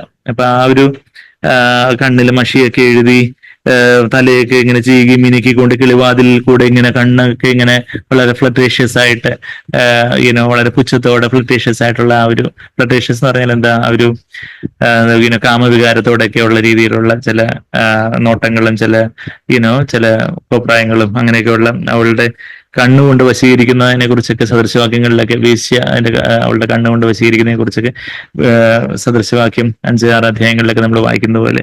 അപ്പൊ അങ്ങനെയൊക്കെയുള്ള കണ്ണുകൾ ഉള്ളവളെ യേഹു വളരെ തീക്ഷ്ണതയോടെ നോക്കിയ ഒരു കാര്യം. അതുപോലെ തന്നെ ഇവിടെ നമ്മൾ വെളിപാട് പുസ്തകം 2-ാം അധ്യായത്തില് ജസബേലിന്റെ സ്പിരിറ്റുള്ള ഒരു സഹോദരിയെ കുറിച്ച് വായിക്കുന്നത്. അപ്പം കർത്താവിനെ കുറിച്ച് അവിടെ വായിക്കുന്നത് എങ്ങനെയുള്ള കർത്താവാ അവിടെ ദൂത് നൽകുന്നതെന്ന് ചോദിച്ചാൽ അഗ്നിജ്വാലയ്ക്കൊത്ത കണ്ണും വെള്ളോടിന് സദൃശമായ കാലും. വെള്ളോടിന് സദൃശമായ കാലം എന്ന് പറയാൻ കാരണം യേഹു കാലുകൊണ്ട് ട്രാമ്പിൾ അണ്ടർഫുട്ട് ചെയ്ത കാല് വെച്ച് മെതിച്ചാണ് ഈ യെസബേലിനെ കൊന്നത്. അതുപോലെ യെസബേൽ സ്പിരിറ്റിനെ സഭയിലും കൊല്ലാൻ തക്കവണ്ണം പരിശുദ്ധാത്മാവ് നമുക്ക് വെള്ളോടിന് സദൃശമായ ഒരു കാലും ബേണിഷ് ബ്രോൺസിന് സദൃശമായ ഒരു കാല്, അത് ശക്തമായിട്ടുള്ള ഒരു കാല്, പിശാചിനെ കാൽക്കീഴിൽ നമ്മൾ വേഗം ചതച്ച് കളയുന്നൊക്കെയാണ് നമ്മള് എവിടെ വായിക്കുന്നത്. സമാധാനത്തെ ദൈവം പിശാചിനെ വേഗം കാൽക്കീഴിലേക്ക് ചതച്ച് കളയുന്ന റോമർ 16-ന്റെ 20-ാമത്തെ വാക്യത്തിലേക്ക് നമ്മൾ വായിക്കുന്നത് പോലെ. അപ്പൊ ആ ഒരു പിശാചിന്റെ സ്പിരിറ്റ് ആണ് ജസബേലിന്റെ സ്പിരിറ്റ്. പിശാചിന്റെ സ്പിരിറ്റ് ഒരു സൗദിയിൽ വ്യാപരിക്കുമ്പോഴാണ് അത് ജസബേൽ സ്പിരിറ്റ് ആവുന്നത്. അപ്പൊ അങ്ങനെയൊക്കെയുള്ള ആ ഒരു അഗ്നിജ്വാലയ്ക്കത്തുള്ള കണ്ണ്. അപ്പൊ അഗ്നിജ്വാലയ്ക്കത്തുള്ള കണ്ണെന്ന് പറയുമ്പോൾ അത് കാർക്കശ്യവും വിവേചനവും ഒക്കെ സിയർ എന്നുള്ളൊരു വാക്ക് അത് നമ്മള് ബൈബിളില് കാണുന്നുണ്ട്. ഞാനത് ബൈബിളിലത് ദർശകൻ എന്നൊക്കെയാണ് മലയാളത്തിൽ ട്രാൻസ്ലേറ്റ് ചെയ്തിട്ടുള്ളത്. കഴിഞ്ഞ ദിവസം ഞാൻ അത് ആ ഒരു പദപ്രയോഗം എവിടെയൊക്കെ വരുന്നു എന്നുള്ള ഒരു കാര്യം പലയിടങ്ങളിൽ നമ്മൾ ആ ഒരു കാര്യം നമ്മൾ കാണുന്നുണ്ട്. പഴയ നിയമത്തിലെ ആ ഒരു പ്രവാചകന്മാർക്ക് കൊടുത്തിരുന്ന ഒരു പേരാണ് സിയർ എന്നുള്ള പേര്, വൺ ഹു സീസ്. ഞാന് അത് സിയർ എന്നുള്ളത് അത് എവിടെയൊക്കെ വരുന്നുണ്ടെന്നുള്ള കാര്യം ഞാൻ എവിടെ എഴുതി വെച്ചു ഞാൻ, അല്ലെങ്കിൽ ഇപ്പം പെട്ടെന്ന് എൻ്റെ മൈസ്വേർഡ് ബൈബിളിൽ ഒന്ന് സിയർ എന്നുള്ളത് ഒന്ന് സെർച്ച് ചെയ്താൽ തന്നെ അത് കിട്ടുന്ന കാര്യമുള്ളൂ. SWER എന്നുള്ളൊരു പദം നമ്മൾ ഉദാഹരണം പറയുകയാണെങ്കിൽ 1 ശമൂവേലില് 9-ാം അധ്യായത്തിൽ അത് കാണുന്നുണ്ട്. പിന്നെ പലയിടങ്ങളിലും ആ ഒരു 9-ാം അധ്യായത്തിൽ തന്നെ 3-4 തവണ 1, 2, 3, 4 തവണ തന്നെ ആ ഒരു പദപ്രയോഗം കാണുന്നുണ്ട്. 1 ശമൂവേൽ 9-ാം അധ്യായം. അഗ്നിജ്വാലക്കത്തുള്ള കണ്ണെന്ന് പറയുമ്പോൾ ആ ഒരു വിവേചനം, ആ ഒരു ഡിസ്റ്റിങ്വിഷിംഗ് ഓഫ് സ്പിരിറ്റ്സ്, വിവേചന വരം, ആത്മാക്കൾ വിവേചിക്കുന്ന വരം കുറിച്ചൊക്കെ 1 12-ാം അധ്യായത്തിൽ നമ്മൾ വായിക്കുന്നുണ്ട്. അത് ദൈവത്തിന്റെ ഒരു ഗിഫ്റ്റ് ആണ്. എസ്പെഷ്യലി പ്രത്യേകിച്ച് ലീഡർഷിപ്പിലുള്ളവർക്ക്, നേതൃത്വത്തിലുള്ളവർക്കൊക്കെ. നേതൃത്വത്തിലുള്ളവർക്ക് എന്ന് പറയുമ്പോൾ നമ്മൾ സഭയുടെ നേതൃത്വം മാത്രമല്ല, ഈവൻ കുടുംബത്തിന്റെ നേതൃത്വത്തിലാണ് അപ്പനമ്മമാരുള്ളത്. അപ്പം നമുക്ക് എല്ലാവർക്കും വേണ്ടുന്ന ഒരു വിവേചനത്തിന്റെ കണ്ണുകൾ. നമ്മൾ 1 ശമൂവേൽ 9-ാം അധ്യായം എടുക്കുകയാണെങ്കിൽ അതിന്റെ 9-ാമത്തെ വാക്യത്തില് ഇങ്ങനെ നമ്മൾ വായിക്കുന്നേ: പണ്ട് ഇസ്രയേലിൽ ഒരുത്തൻ ദൈവത്തോട് ചോദിക്കുവാൻ പോകുമ്പോൾ വരുവിൻ നാം ദർശകന്റെ അടുക്കൽ പോകുക എന്ന് പറയും. ദർശകൻ എന്നാണ് മലയാളത്തിൽ ട്രാൻസ്ലേറ്റ് ചെയ്യുന്നത്. സിയർ, വൺ ഹു സീസ്. അത് കഴിഞ്ഞിട്ട് പറയും, ഇപ്പോൾ പ്രവാചകൻ എന്ന് പറയുന്നതിന് അന്ന് ദർശകൻ എന്ന് പറഞ്ഞു വന്നു. ഇപ്പോൾ പ്രവാചകൻ എന്ന് പറയുന്നതിന് അന്ന് ദർശകൻ എന്ന്. For he who is called a prophet now was formerly called. അന്ന് പ്രവാചകൻ എന്ന് പറയുന്നതിന് മുമ്പ് അവര് ദർശകർ എന്ന് വെച്ചാൽ യഥാർത്ഥത്തിൽ ദൈവത്തിന്റെ ദർശനത്തോടെ ചില കാര്യങ്ങളെ കാണുന്നവർ എന്നുള്ള അർത്ഥത്തില പഴയ നിയമത്തിൽ ആ ഒരു പദപ്രയോഗം. ഇന്ന് പുതിയ നിയമത്തിലും നമുക്ക് ആ ഒരു വിവേചനത്തോടെ കാര്യങ്ങളെ കാണുവാന്, ആ ഒരു ഘ്രാണശക്തി, ആത്മീയ ഘ്രാണശക്തി എന്ന് പറഞ്ഞാൽ സ്മെല്ലിംഗ് പവർ, ചില കാര്യങ്ങളിൽ സംതിങ് ഫിഷി അല്ലെങ്കിൽ സംതിങ് കാര്യങ്ങൾ ഒരു വിവേചനത്തോടെ കാണുന്നൊരു കാര്യം. അപ്പൊ അത് കഴിഞ്ഞിട്ട് പിന്നെ ഈവൻ 11-ാമത്തെ വാക്യത്തിൽ ദർശകൻ ഇവിടെ ഉണ്ടോ എന്ന് ചോദിച്ചു എന്നുള്ള ഒരു പദപ്രയോഗം കാണുന്നുണ്ട്. ഈവൻ 18-ാമത്തെ വാക്യത്തില് ദർശകന്റെ വീട് എവിടെ എന്ന് പറഞ്ഞു തരണമേ. 19-ാമത്തെ വാക്യത്തിൽ ശമൂവേല് ശൗലിനോട് ദർശകൻ ഞാൻ തന്നെ, ഐ ആം ദ സിയർ എന്ന് പറയുന്നൊരു കാര്യം. അങ്ങനെ പഴയ നിയമത്തിൽ പലയിടങ്ങളിലും ഈ ഒരു 2 ശമൂവേൽ 15-27 ഒക്കെയും നീ ദർശകനല്ലയോ എന്നൊക്കെ പറയുന്നുണ്ട്. 2 ശമൂവേൽ 24-11 ഡേവിഡ് സിയർ എന്ന പ്രോഫറ്റ് ഗാദിനെ കുറിച്ച് വായിക്കുന്ന നമ്മൾ കാണുന്നുണ്ട്. ഈവൻ 2 രാജാക്കന്മാർ 17-13 ഒക്കെ നമ്മൾ കാണുന്നുണ്ട്. അങ്ങനെ പലയിടങ്ങളിലും ആ ഒരു സിയർ എന്നുള്ളൊരു വാക്ക് നമ്മള് ബൈബിളിൽ കാണുന്നുണ്ട്. അപ്പൊ ആ ഒരു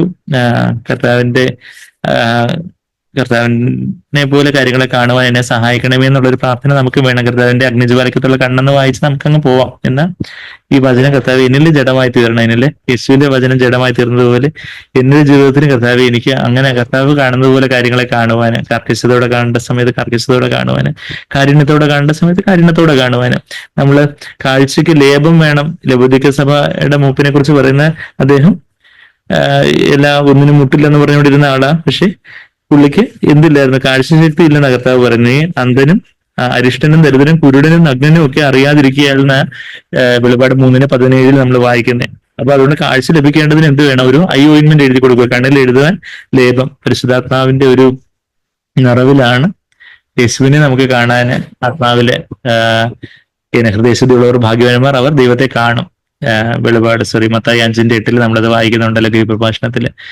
കർത്താവിന്റെ ആ തേജസ്സുള്ള മുഖത്തെ നമ്മൾ ആത്മാവിൽ കാണുക എന്ന് പറഞ്ഞാൽ നമ്മള് കർത്താവിന്റെ മുഖം എങ്ങനെ എക്സാക്ട്ലി ഇരിക്കുന്നത് നമുക്കറിയത്തില്ല. ആ ഒരു തേജസ്സോടെ നമ്മുടെ ആത്മാവില് കർത്താവിന്റെ ഒരു ദിവ്യ സൗന്ദര്യം കാണുന്നൊരു കാര്യം. കർത്താവിന്റെ മനോഹരതം കാണുവാനാണ്, തൻ മന്ദിരത്തിൽ ധ്യാനിക്കേണ്ടതിനാണ്, അത് മാത്രമേ താൻ ആഗ്രഹിക്കുന്നുള്ളൂ എന്നാണ് ദാവീദ് 27-ാം സങ്കീർത്തനത്തിന്റെ 4-ാമത്തെ വാക്യത്തിൽ നമ്മൾ വായിക്കുന്നത്. ആ ഒരു കർത്താവിനെ കാണുന്നവർക്കാണ് കർത്താവ് കാണുന്നത് പോലെ ബാക്കിയുള്ള കാര്യങ്ങളെയും കാണുവാന്. കാർക്കശ്യത്തോടെ കാണേണ്ട സമയത്ത് ഇപ്പോ കുഞ്ഞുങ്ങളെ അനുസരണക്കേട് കാണിക്കുമ്പോൾ കാർക്കശ്യത്തോട് പറയേണ്ടിടത്ത് കാർക്കശ്യത്തോട് പറയാന്, നമുക്ക് കീഴ് ഉദ്യോഗസ്ഥരോടോ അല്ലെങ്കിൽ ചില കാര്യങ്ങൾ സ്ട്രിക്റ്റ് ആയിട്ട് പറയേണ്ടിടത്ത് സ്ട്രിക്റ്റ് ആയിട്ട് പറയാന്.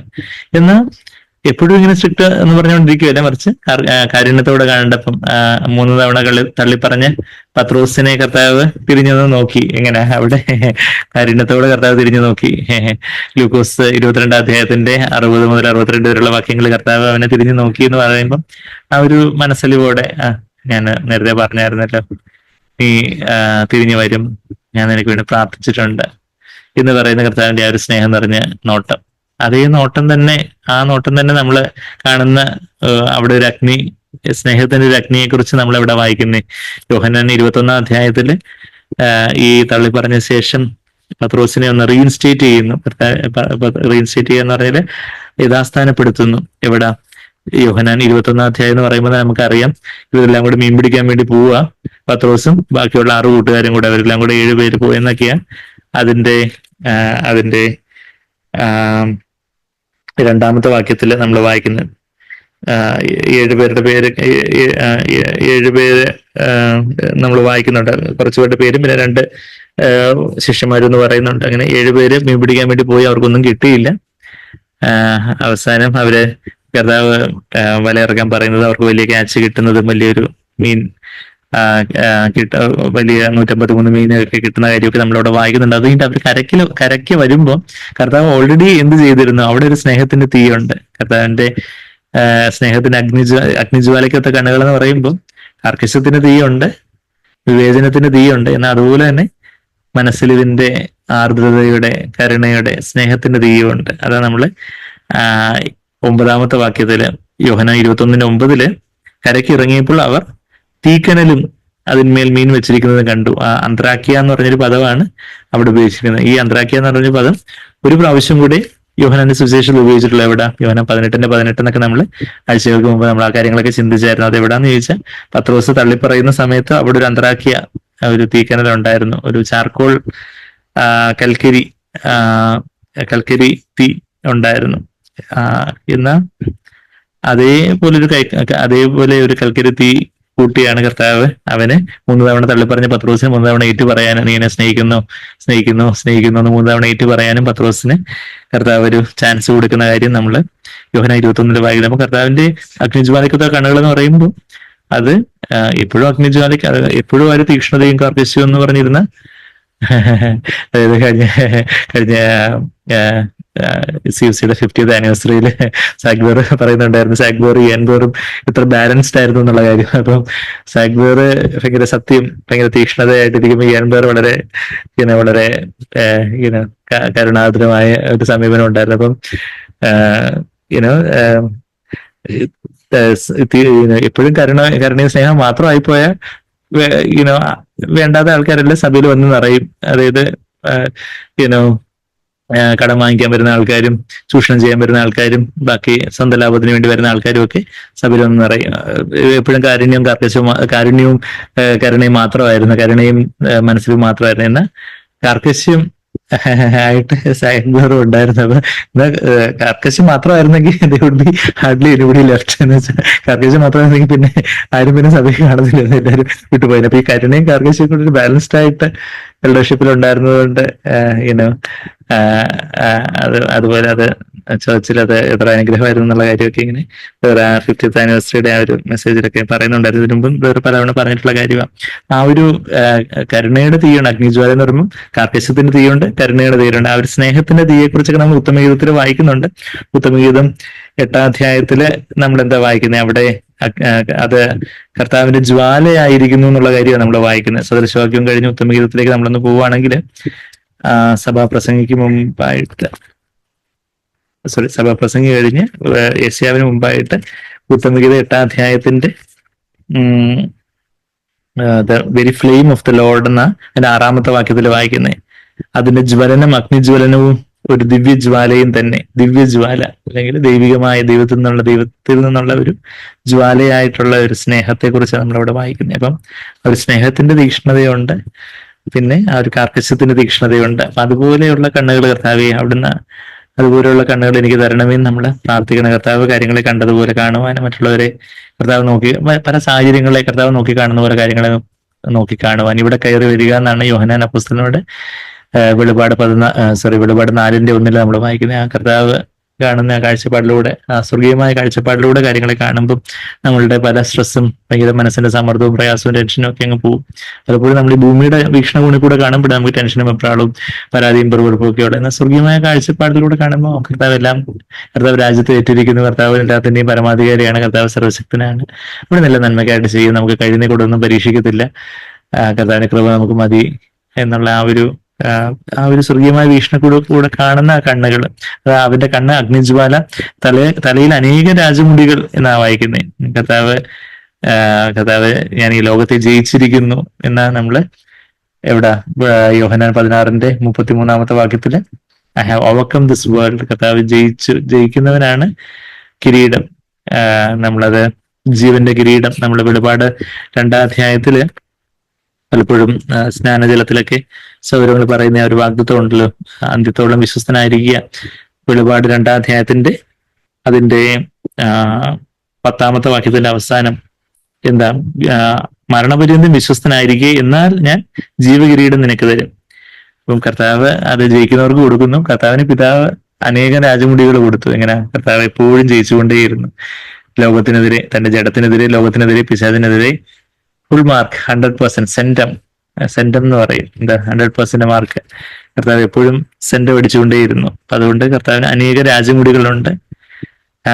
ഈ ഇത് ക്രിസ്തു ഒരു വ്യാജ കിരീടവും വെച്ചുകൊണ്ട് വരുന്ന കാര്യം നമ്മൾ വായിക്കുന്നത്. അവന് കഷ്ടിച്ചൊരു കിരീടം ഒപ്പിച്ചു. അത് നമ്മള് വെളിപാട് 6-ാം അധ്യായത്തില് അവന് ഒരു രാജമുടിയേ ഉള്ളൂ. A crown was given to him. അത് ദൈവം അനുവദിച്ചു ഒരു സമയത്തേക്കൊന്ന് വെച്ചോളാം. ചിലർ ഈ എന്താ കല്യാണത്തിന് അയൽവക്കത്തുകാരുടെ സ്വർണം വാങ്ങിച്ചുകൊണ്ട് പോയി ഫംഗ്ഷൻ അറ്റൻഡ് ചെയ്തിട്ട് വന്നിട്ട് തിരിച്ചുകൊണ്ട് കൊടുക്കുന്നു പറയുന്നത് പോലെ ഒരു സമയത്തേക്ക് കുറച്ച് സമയത്തേക്ക് ദൈവം അനുവദിച്ചു. It was given to him. അവന് കുറച്ച് സമയത്തേക്ക് എന്ത് കിട്ടി? ഒരു കിരീടം കിട്ടി. ഒരു കിരീടം അവന് ലഭിച്ചു. ദൈവം അനുവദിച്ചു. ഒരു ചെറിയൊരു അധികാരം. ലോകം, സർവ്വലോകത്തിന് മേലെ ഒരു ഏകലോക ഭരണാധികാരി എന്നാൽ ഒരു കിരീടമായിട്ട് അവൻ അനുവദിച്ചു. എന്നാൽ കർത്താവിന് അനേക രാജമുടികളുണ്ട്. ഇവൻ കഷ്ടിച്ചൊരെണ്ണം ഒപ്പിച്ചെടുത്തു എന്നുള്ളതേ ഉള്ളൂ വ്യാജൻ. പിന്നെ എഴുതിയിട്ടുള്ള ഒരു നാമവും അവനുണ്ട്. അതാ പറഞ്ഞത്, he has A name written on him. കർത്താവിന്റെ മേലുള്ള ഒരു കർത്താവിന്റെ നാമം, യേശു എന്ന നാമം, എന്നെ ആത്മാവിന് ഗീതം എന്നൊക്കെ നമ്മൾ പറയുന്നത്, അത് അവനല്ലാതെ ആർക്കും അറിഞ്ഞുകൂടാത്തൊരു നാമം. അത് കർത്താവിനോടുള്ള ആ ഒരു എഴുതിയിട്ടുള്ള നാമം, യേശുവിന്റെ നാമം എന്ന് പറയുമ്പോൾ തന്നെ അത് കർത്താവിനുള്ള ഒരു ഇന്റിമസിയെ കുറിക്കുന്ന ഒരു പദപ്രയോഗമായിട്ട് നമ്മളത് വെളിപാട് 3-ാം അധ്യായത്തിൽ അത് കാണുന്നുണ്ട്. നമ്മളത് അതിവിജയം പുസ്തകത്തിലും ആ വെളിപാട് 3-ാം അധ്യായത്തിന്റെ 12-ാമത്തെ വാക്യം നമ്മളോട് ഒരു കർത്താവിന് ഒരു പുതിയ നാമത്തെ കുറിച്ച് നമ്മൾ വായിക്കുന്നുണ്ട്. പുതിയ നാമം എന്ന് പറയുമ്പോൾ യേശുവിന്റെ നാമം ജയിക്കുന്നവർക്ക് എപ്പോഴും അതൊരു പുതിയ നാമമായിരിക്കും. അതിനൊരു വെളിപ്പാടുണ്ട്. നമ്മളെ രക്ഷകൻ എന്നാണ് യേശു എന്നുള്ള വാക്കിന് അർത്ഥം തന്നെ. രക്ഷകനാണ്. കർത്താവിന്റെ നാമം ഇമ്മാനുവലാണ്. അവൻ നമ്മോട് കൂടെ. അത് നമുക്കൊരു വെളിപ്പാടായിട്ട് അത് പുതിയ നാമമായിട്ടായി തീരും. അത് എപ്പോഴാണ് ജയിക്കുമ്പോൾ? അതാ നമ്മള് വെളിപാട് 3-ാം അധ്യായത്തിന് 12 കൂടെ വായിച്ച് നമുക്ക് കൺക്ലൂഡ് ചെയ്യാൻ അടുത്ത ആഴ്ച നമുക്ക് ബാക്കിയും ചിന്തിക്കാമല്ലോ. വെളിപാട് 3-ാം അധ്യായത്തിന്റെ 12 നമ്മളിങ്ങനെ വായിക്കുന്നത്, ജയിക്കുന്നവനെ ഞാൻ എന്റെ ദൈവത്തിന്റെ ആലയത്തിൽ ഒരു തൂണാക്കും. തൂണെന്ന് പറഞ്ഞാൽ എപ്പോഴും അങ്ങോട്ടും ഇങ്ങോട്ടും മാറിപ്പോകത്തില്ല. തൂണ് അവിടെ സ്ഥിരമായിട്ട് കാണും. ചിലരാണെങ്കിൽ സഭയിൽ ഒരു ദിവസം ഒരു സഭയെ കാണും, വേറൊരു ദിവസം വേറെ സഭയെ കാണും. ഇങ്ങനെ മാറി നടക്കുക. എന്ന് സഭയുടെ ഭാരമൊക്കെ താങ്ങുന്ന ഒരു തൂണായിട്ടായിരിക്കാൻ, യഥാർത്ഥത്തിൽ സത്യസഭയുടെ ഒരു തൂണും ആധാരമായിട്ട് തൂണായിട്ടായിരിക്കാന് കർത്താവ് ജയിക്കുന്നവരെ കുറിച്ച് ദൈവത്തിന്റെ വാഗ്ദത്തം.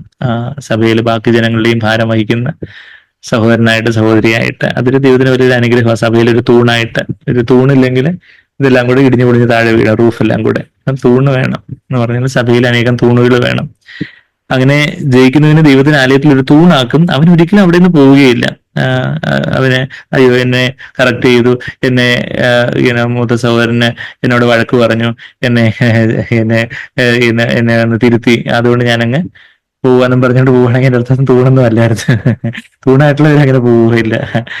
അവർക്കറിയായോ ഇത് എന്റെ ഉത്തരവാദിത്തം ഇവിടെ ഉണ്ട്, എനിക്കിവിടെ ഒരു റോളുണ്ട്, ഇതെന്റെ ഭവനമാണ്. അപ്പൊ അത് ദൈവത്തിന്റെ ആലയത്തിൽ ഒരു തൂണാക്കും. അവനൊരിക്കലും അവിടെ നിന്ന് പോവുകയില്ല. കയ്യനാണെങ്കിൽ എല്ലായിടത്തും വാണ്ടറർ ആയിരുന്നു. കെയ്ൻ വാസ് എ വാണ്ടറർ എന്നാണ് ഉൽപ്പത്തി 4 വായിക്കുന്നതെന്ന്.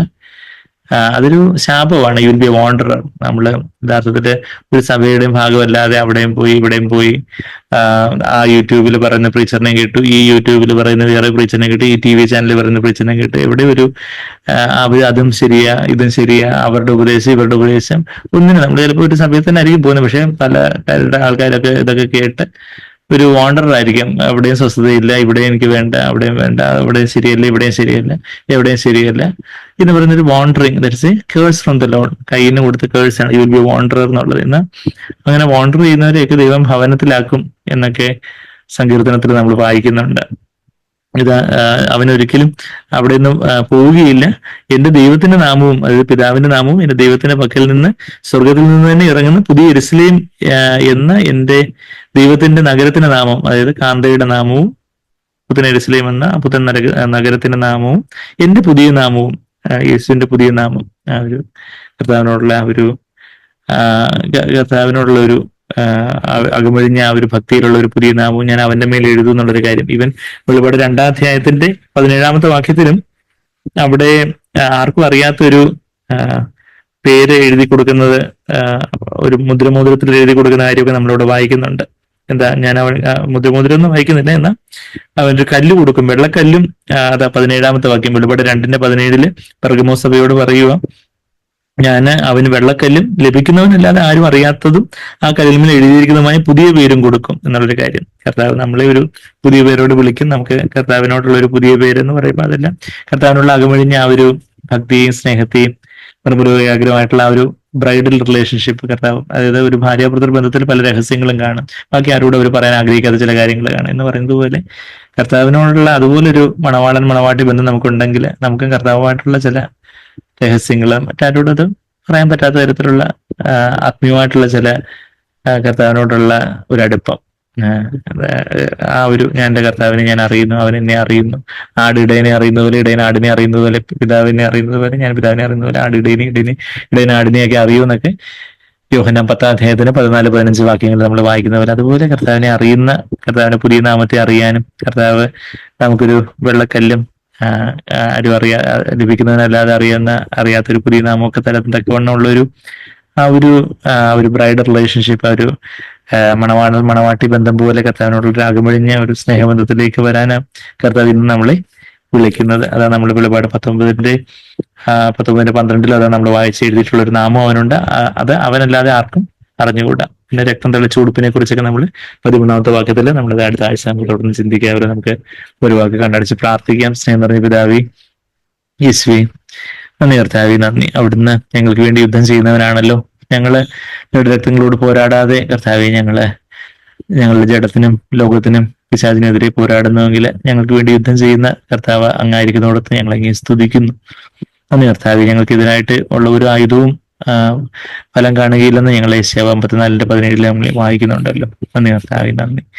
ഞങ്ങൾക്കായിട്ട് വ്യാപരിക്കുന്ന, ഞങ്ങൾക്കായിട്ട് യുദ്ധം ചെയ്യുന്ന കർത്താവായിട്ട് ഞങ്ങൾ അങ്ങേ സ്തുതിക്കുന്നു. കർത്താവെ, നീതിയോട് വിധിക്കുവാനും വിശ്വസ്തനും സത്യവാനുമായിട്ട് കർത്താവെ ഞങ്ങൾക്ക് അങ്ങ് ഏൽപ്പിച്ചിരിക്കുന്ന ആ കർത്താവെ, മാതാപിതാക്കൾ എന്ന നിലയിലാവട്ടെ, സഹോദരൻ എന്ന നിലയിലാവട്ടെ, മക്കൾ എന്ന നിലയിലാവട്ടെ, ഞങ്ങൾക്ക് ഞങ്ങളുടെ ജോലി സ്ഥലത്ത്, ഞങ്ങളുടെ പഠന സ്ഥലത്തൊക്കെയുള്ള ഉത്തരവാദിത്തങ്ങൾ കർത്താവെ അതുപോലെ നിറവേറ്റുവാൻ കർത്താവെ ഞങ്ങളെ അങ്ങ് സഹായിക്കണം.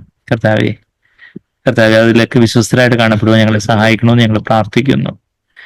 അതുപോലെ തന്നെ കർത്താവ് അങ്ങ് ജയിച്ചതുപോലെ ജയിക്കാൻ കർത്താവെ, അതുപോലെ ആ ജീവന കിരീടം പ്രാപിക്കുവാന് കർത്താവ് ഇന്ന് തന്നെ ആത്മാവിനാൽ നിറഞ്ഞ് കർത്താവെ ആ ആത്മീയാധികാരം ഉള്ളവരായിട്ട് ആയി കാണപ്പെടുവാനൊക്കെ ഞങ്ങളെ അങ്ങ് സഹായിച്ചാട്ടെ.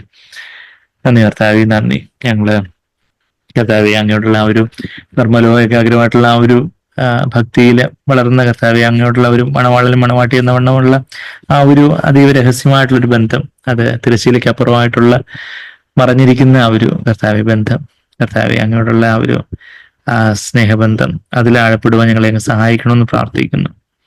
അതുപോലെ തന്നെ അഗ്നിജ്വാലയ്ക്ക് കണ്ണുകള് കർത്താവെ ഞങ്ങൾക്ക് അങ്ങ് തന്നായിട്ട് ഞങ്ങളുടെ കണ്ണുകളെ അഗ്നിജ്വാല പരിശുദ്ധാത്മാവിനെ അഗ്നിയാൽ നിറയ്ക്കണം, ഞങ്ങളുടെ നാവിനെ അഗ്നിയാൽ നിറയ്ക്കണം, ഞങ്ങളുടെ വാക്കുകളെ അഗ്നിയാൽ നിറയ്ക്കണം, ഞങ്ങളുടെ നോട്ടം, ഞങ്ങളുടെ ഭാവം, ഞങ്ങൾ എങ്ങനെ കാര്യങ്ങളെ നോക്കിക്കാണുന്നു, വിവേചിച്ചറിയുന്നു, തീക്ഷ്ണതയോടെയും കാർക്കശ്യത്തോടെയും കരുണയോടെയും ആർദ്രതയോടെയൊക്കെ നോക്കുവാൻ, അങ്ങ് നോക്കിയതുപോലെ അങ്ങ് കണ്ടതുപോലെ കാണുവാൻ, ഞങ്ങൾ ഓരോരുത്തരെയും ഓരോ വ്യക്തികളെയും സാഹചര്യങ്ങളെയൊക്കെ അങ്ങ് കണ്ടതുപോലെ കാണുവാന്, ഞങ്ങളെ തന്നെ അങ്ങ് കാണുന്നതുപോലെ കാണുവാനൊക്കെ അധികമായിട്ട് ഞങ്ങളെ സഹായിക്കണമേ. അതിനായിട്ട് അവിടുത്തെ ആത്മാവിനെ ഞങ്ങളെ നിറയ്ക്കണമെന്ന് പ്രാർത്ഥിക്കുന്നു. ഈ വചനങ്ങളൊക്കെ ഞങ്ങളുടെ മാംസപലകമേൽ, ഹൃദയത്തിന്റെ മാംസപലകമേൽ അങ്ങ് എഴുതി വെക്കണമെന്ന് പ്രാർത്ഥിക്കുന്നു. ഞങ്ങളുടെ ജീവിതത്തിന്റെ ഭാഗമാക്കി തീർക്കണം, ഞങ്ങളുടെ ഒരു അനുഭവമാക്കി തീർക്കണം. കുറച്ച് അറിവായിട്ടുള്ള കർത്താവെ ഞങ്ങൾക്ക് കർത്താവെ അഗ്നിജ്വാലയ്ക്കത്തുള്ള കണ്ണുകളും കർത്താവെ ആ രാജമുടികളും കർത്താവെ ആ വിശ്വസ്തനും സത്യവാനോ എന്നുള്ള പേരും കർത്താവെ നീതിയോടെ വിധിക്കുകയും പോരാടുകയൊക്കെ ചെയ്യുന്നതൊക്കെ ഞങ്ങളുടെ ജീവിതത്തിന്റെ ഭാഗവും ആയിട്ട് അനുഭവമായിട്ട് കർത്താവെ അതൊരു അനുസരണമായിട്ട് അനുഭവമായിട്ട് വെളിപ്പാടായിട്ടാക്കി തീർക്കണമെന്ന് ഞങ്ങൾ പ്രാർത്ഥിക്കുന്നു. നന്ദി കർത്താവെ, നന്ദി. പ്രാർത്ഥന കേട്ടതിന് സ്തുതിക്കുന്നു. എല്ലാ യേശു കർത്താവിന്റെ വിലയേറിയ മാതിരിയുള്ള നാമത്തിൽ തന്നെ. ആമേൻ.